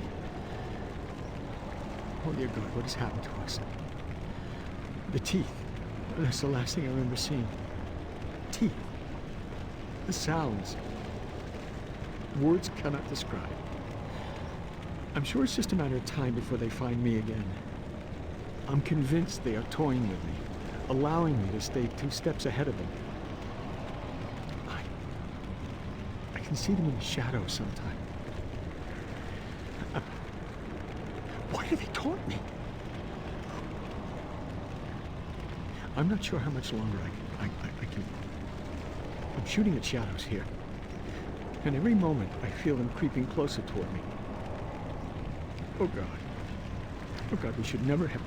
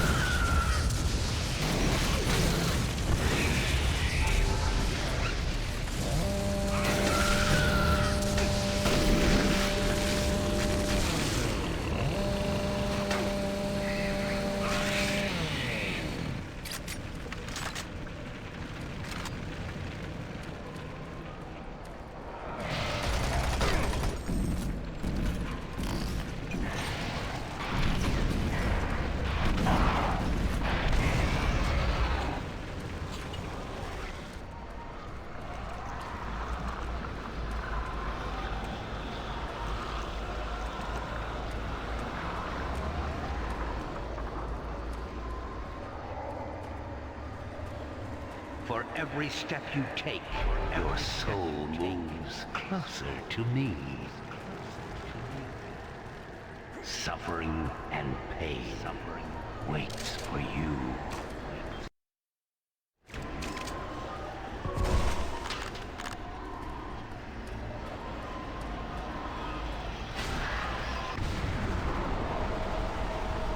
Save us.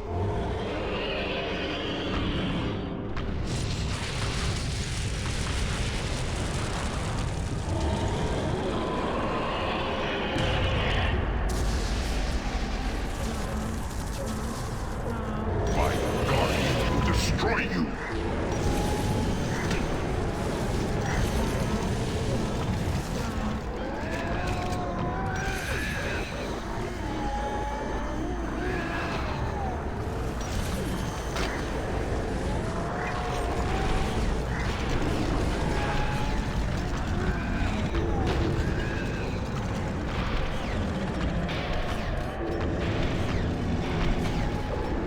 Destroy the seers, and the Guardian becomes vulnerable.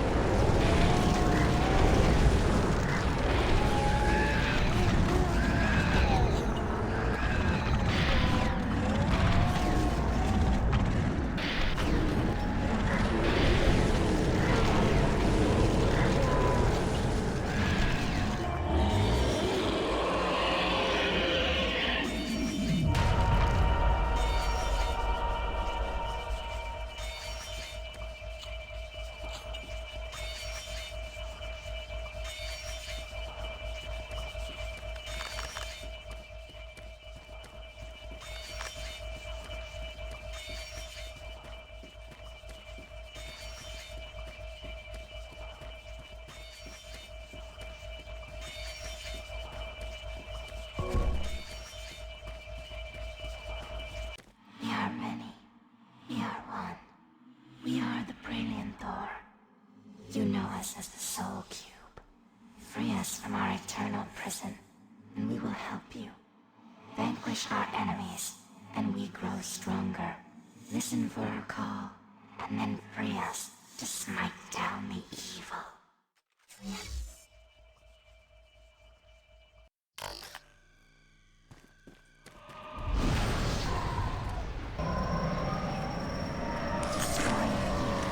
Gives us life and makes us stronger. Unleash us when you hear our call. As the life force knows we speak to you. We foresee a great battle. The outcome is not clear. We are the only way to destroy Hell's mightiest warrior.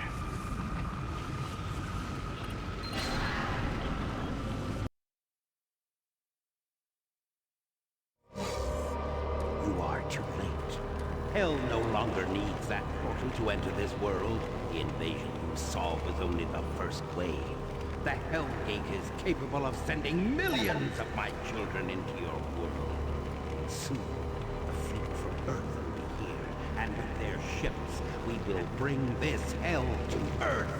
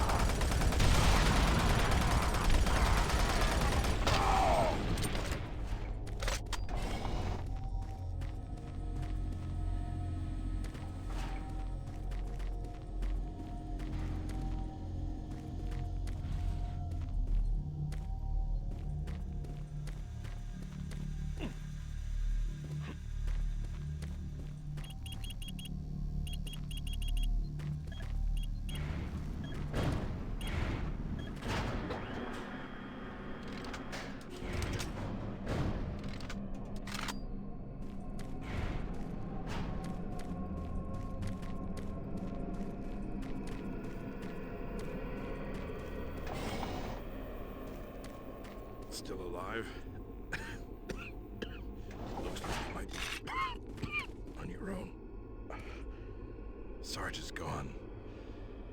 They've got to him. I don't know how long he's been working against us. He's no longer human. Campbell went after him. He's got to be stopped. Hell is breaking through in the caverns. If that portal isn't closed before those ships arrive, Earth will be destroyed. Earth. That's what they've always wanted. They were there once. Lost it in the dawn of time. Now it's so close. They can taste it. It's up to you now. Take my PDA, it's got what you need. Good luck.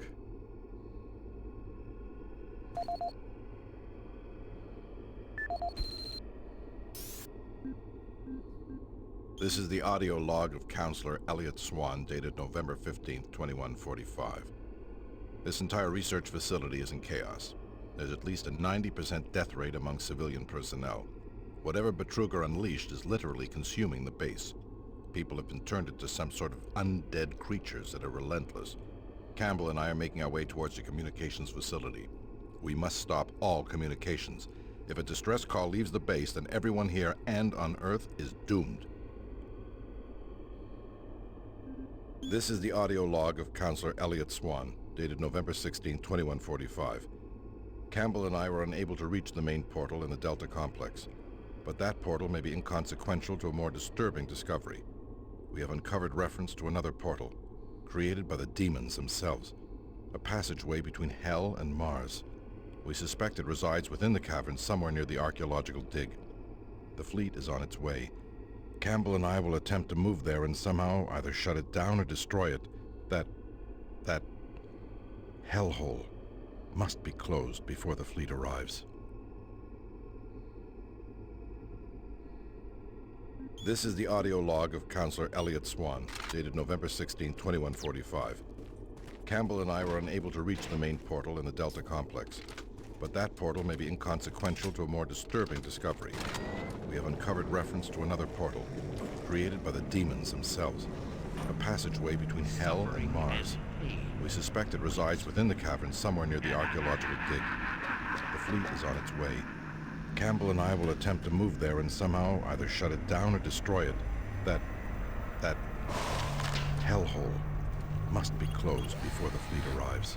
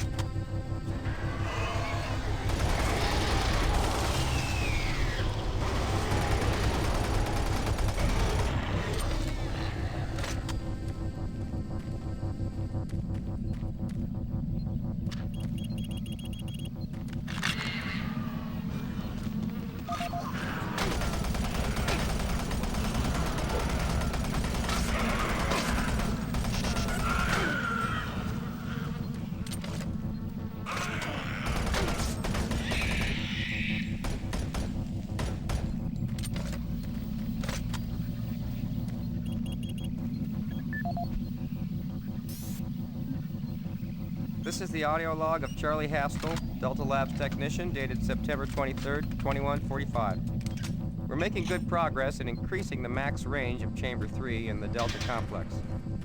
We've been crunching numbers all night and feel that with a few slight modifications, we should be able to boost output to cover all of Delta. The latest schedule changes are wreaking havoc on our current systems, and it's not uncommon to see system utilization of 99% for days at a time. We understand that Lab A has finally received the NREC 6809 systems. Please consider this a formal request for a block of 2 hours to run our latest formula at the soonest available time.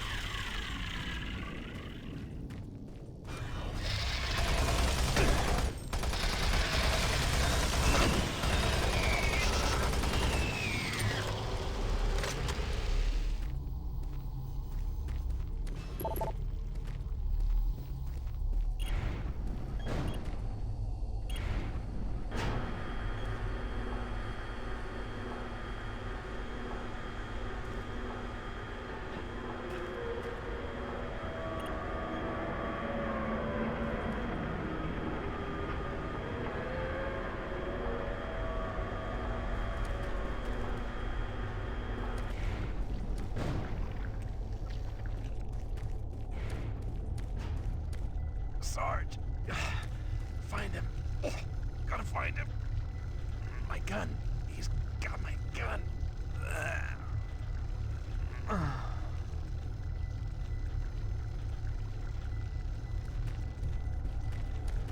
I killed that pathetic bodyguard. And now I will kill you.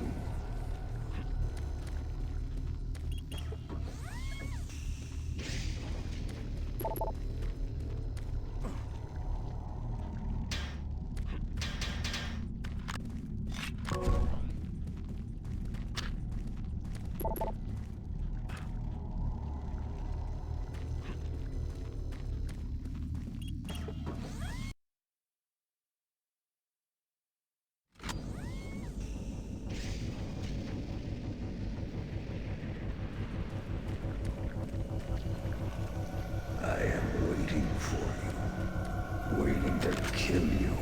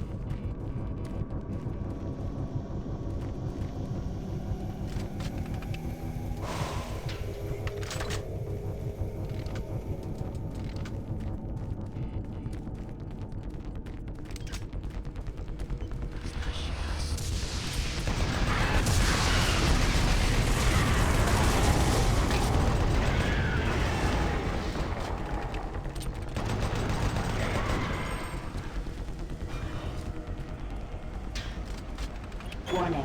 Security bridge in motion.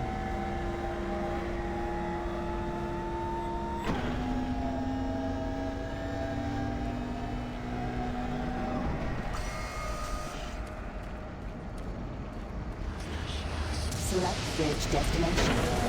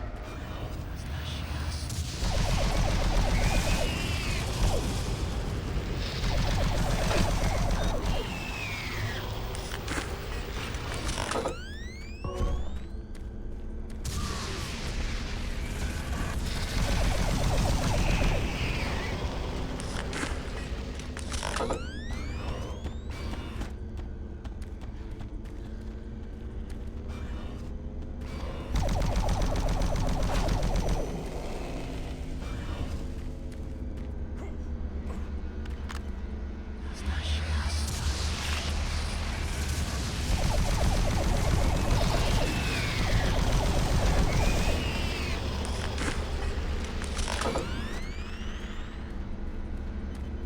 self-contained and deployed is a handheld platform. It is capable of an excessive amount of firepower. The BFG 9000 contains sophisticated friend or foe technology that discriminates targets in real time. Each projectile contains a small but very powerful computer core that actively maintains targeting and delivers a stream charge down each beam to soften targets before detonation. The detonation stage of the projectile is devastating. Targets within 15 meters of the flashpoint are not likely to survive. While not recommended for small quarter combat, the BFG 9000 is ideal in the field and against multiple targets. The only foreseeable defense is small arms ballistics. If the projectile is destroyed before exploding, the computer core cannot process the final fusion reaction, resulting in a less than optimal detonation. For more information, contact the UAC's Advanced Weapons Department.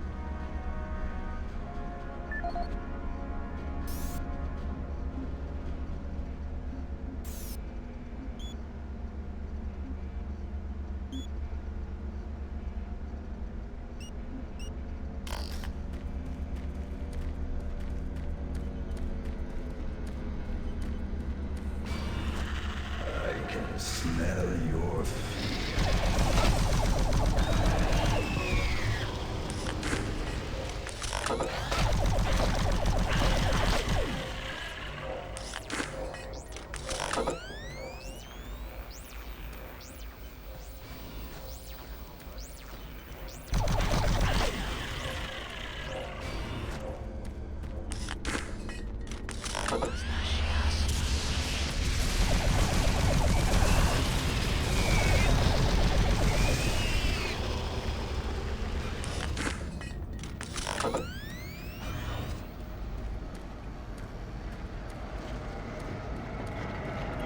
Security clearance accepted.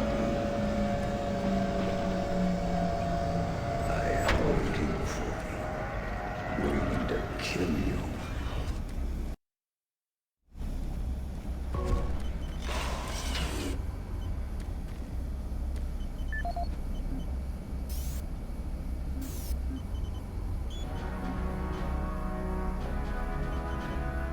Representing the pinnacle of UAC research and design, the BFG 9000 is the most advanced firearm ever designed. Fully self-contained and deployed as a handheld platform, it is capable of an excessive amount of firepower. The BFG 9000 contains sophisticated friend or foe technology that discriminates targets in real time. Each projectile contains a small but very powerful computer core that actively maintains targeting and delivers a stream charge down each beam to soften targets before detonation. The detonation stage of the projectile is devastating. Targets within 15 meters of the flashpoint are not likely to survive. While not recommended for small quarter combat, the BFG 9000 is ideal in the field and against multiple targets. The only foreseeable defense is small arms ballistics. If the projectile is destroyed before exploding, the computer core cannot process the final fusion reaction, resulting in a less than optimal detonation. For more information, contact the UAC's Advanced Weapons Department.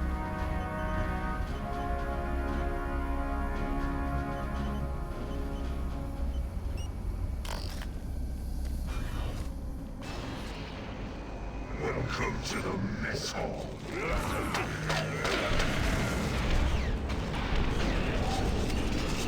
On your knees, soldier.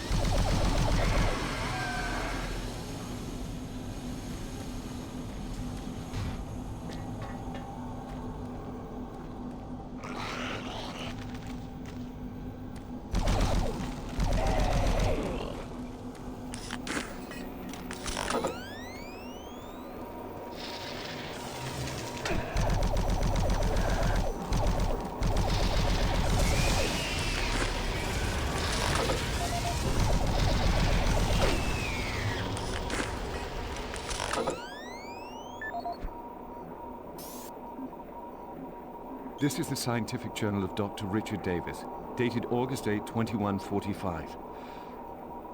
We've just broken through to a new chamber, and I think I found the map alluded to on one of the tablets. The artifact is constructed into the ceiling, and it is a magnificent find.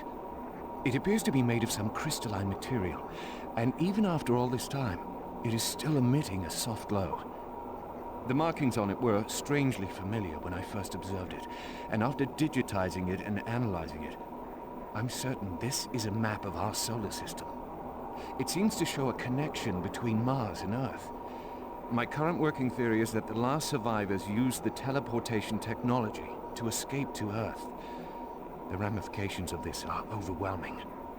This may end up proving that we are actually descendants of this race, and what we are exploring is our own history.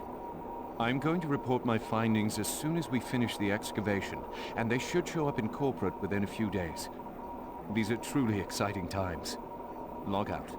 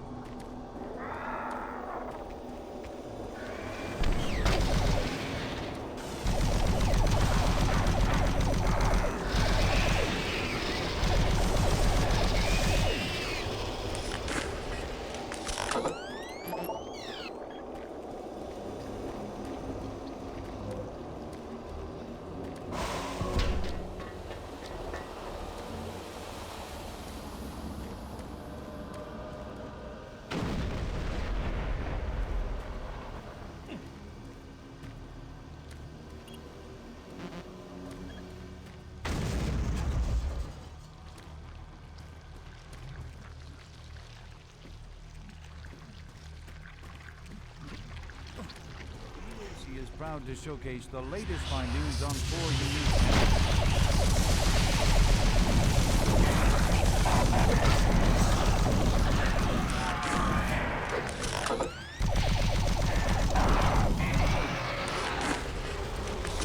to the conclusion that the tablets belong to a... Are you sure you killed them? What? You have the soul cube, just like in the carvings I've been researching.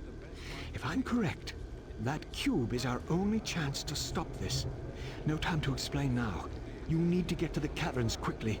Take my PDA. It's right there on the desk. It's got security codes for the area, and my research logs on it. It'll help. I can't go with you.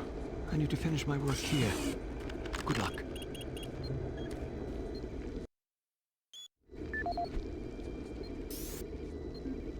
This is the audio log of Dr. Pierce Rogers. I don't know if I'll make it off the base alive.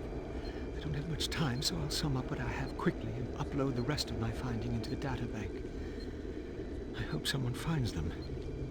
It was all on the stone tablets, all the answers. I can't believe we never saw it. It was as plain as day.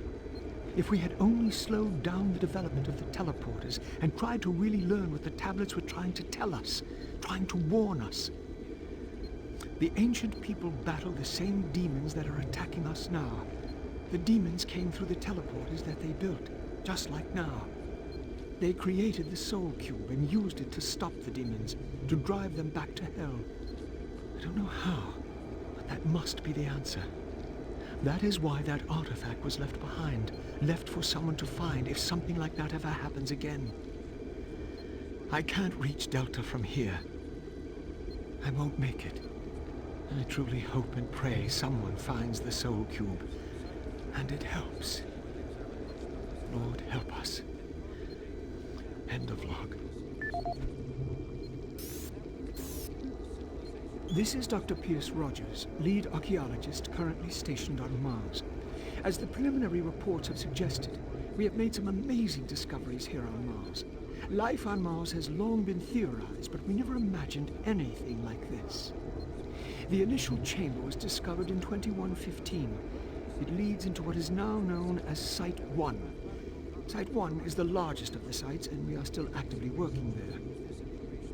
It is made up of a series of chambers and connecting tunnels, all of which are covered in glyphs and symbols. Using the UAC pattern processor, we have finally been able to understand some of the glyphs, and from them, here is what we have learned. The ancient people looked like us, at least to the extent that they were bipedal and were similar in shape and size. Their level of technology was astounding. For instance, the glyphs at each site were carved into the rock by some sort of machine, and each one is precisely cut from the stone. It far exceeds the precision of anything we can do. They had a social structure that seemed very aristocratic, with a lot of emphasis on social stature and structure.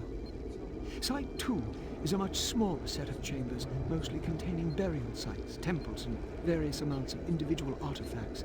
This site has been photographed and cleared out, and all material is back on Earth for study and review. Site 3 produced our prize artifact, what we call the Soul Cube. If you have read or seen the other material, you probably know that this once grand civilization was attacked by some unknown force. And if we can believe what is written in stone, they sacrificed most of their society to drive the invaders back. There are additional reports filed on the Soul Cube with Central Administration. We also recovered several other device-type artifacts. They are not as ornate as the Soul Cube, but each appears unique. We are still learning how to interpret all of the glyphs, and hopefully, once we have that completed, the science teams can provide more detailed information on their technology. These are truly unique and special times for archaeologists.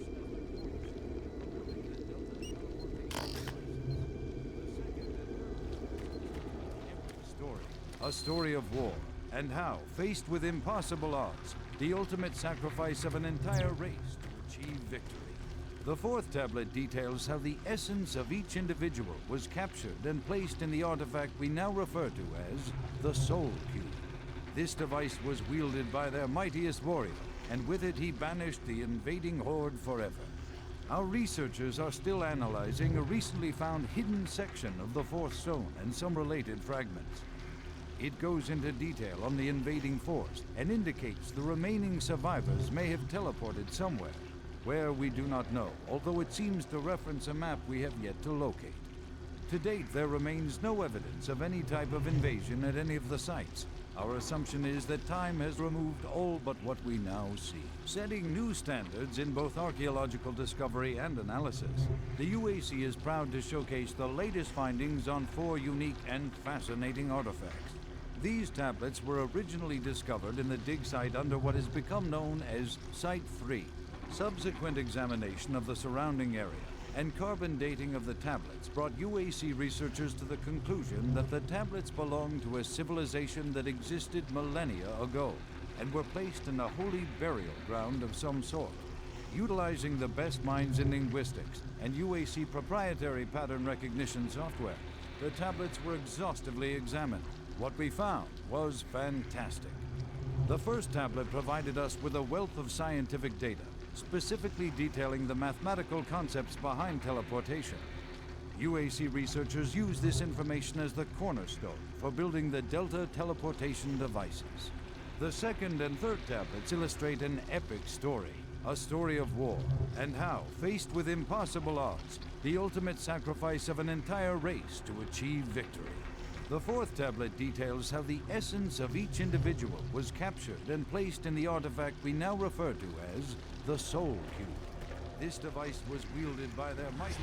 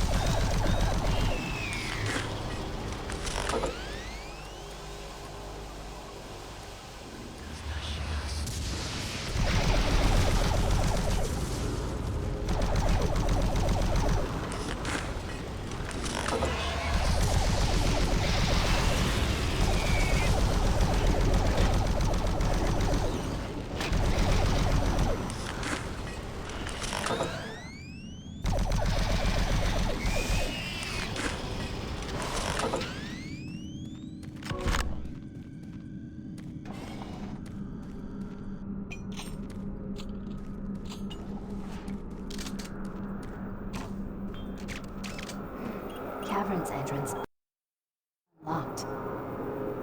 Freight loader returning to station.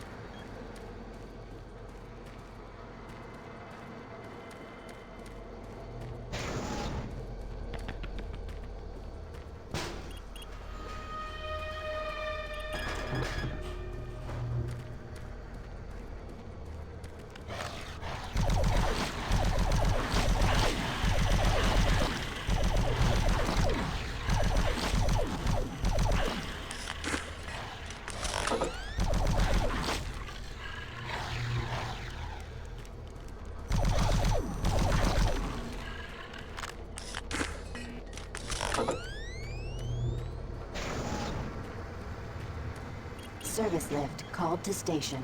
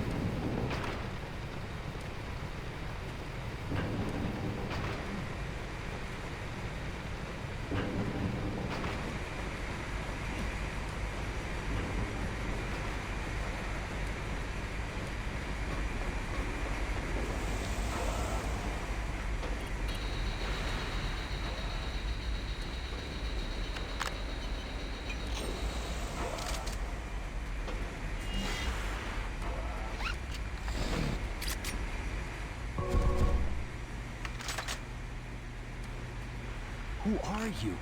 What are you doing here? You're gonna attract attention and then they'll come. Get out of here now. Take that key card. It'll help you get to the surface.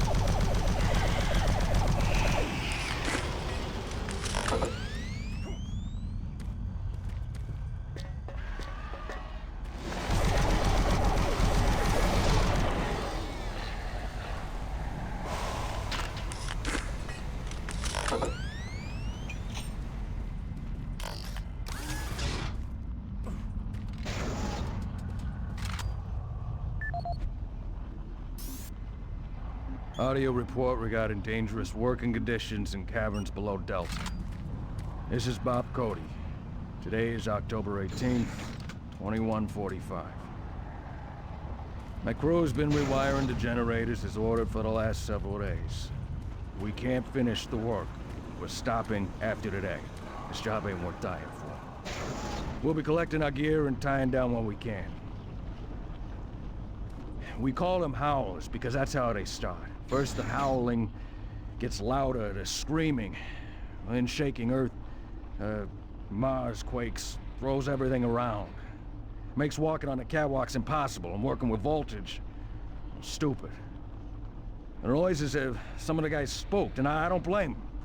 Nothing natural about what we've heard.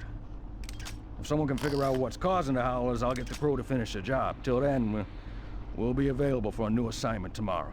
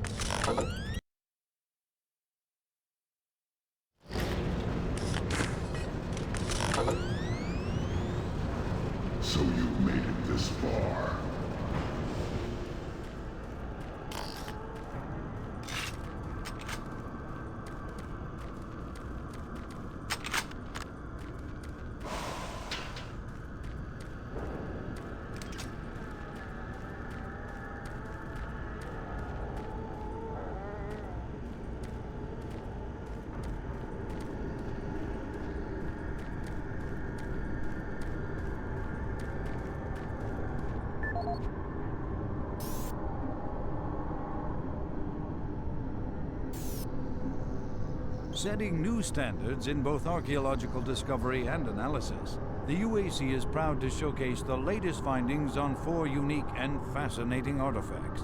These tablets were originally discovered in the dig site under what has become known as Site 3. Subsequent examination of the surrounding area and carbon dating of the tablets brought UAC researchers to the conclusion that the tablets belonged to a civilization that existed millennia ago and were placed in a holy burial ground of some sort. Utilizing the best minds in linguistics and UAC proprietary pattern recognition software, the tablets were exhaustively examined. What we found was fantastic. The first tablet provided us with a wealth of scientific data, specifically detailing the mathematical concepts behind teleportation. UAC researchers use this information as the cornerstone for building the Delta teleportation devices. The second and third tablets illustrate an epic story, a story of war, and how, faced with impossible odds, the ultimate sacrifice of an entire race to achieve victory. The fourth tablet details how the essence of each individual was captured and placed in the artifact we now refer to as the Soul Cube. This device was wielded by their mightiest warrior, and with it he banished the invading horde forever. Our researchers are still analyzing a recently found hidden section of the fourth stone and some related fragments. It goes into detail on the invading force and indicates the remaining survivors may have teleported somewhere, where we do not know, although it seems to reference a map we have yet to locate. To date, there remains no evidence of any type of invasion at any of the sites. Our assumption is that time has removed all but what we now see. Setting new standards in both archaeological discovery and analysis, the UAC is proud to showcase the latest findings on 4 unique and fascinating artifacts. These tablets were originally discovered in the dig site under what has become known as Site 3. Subsequent examination of the surrounding area and carbon dating of the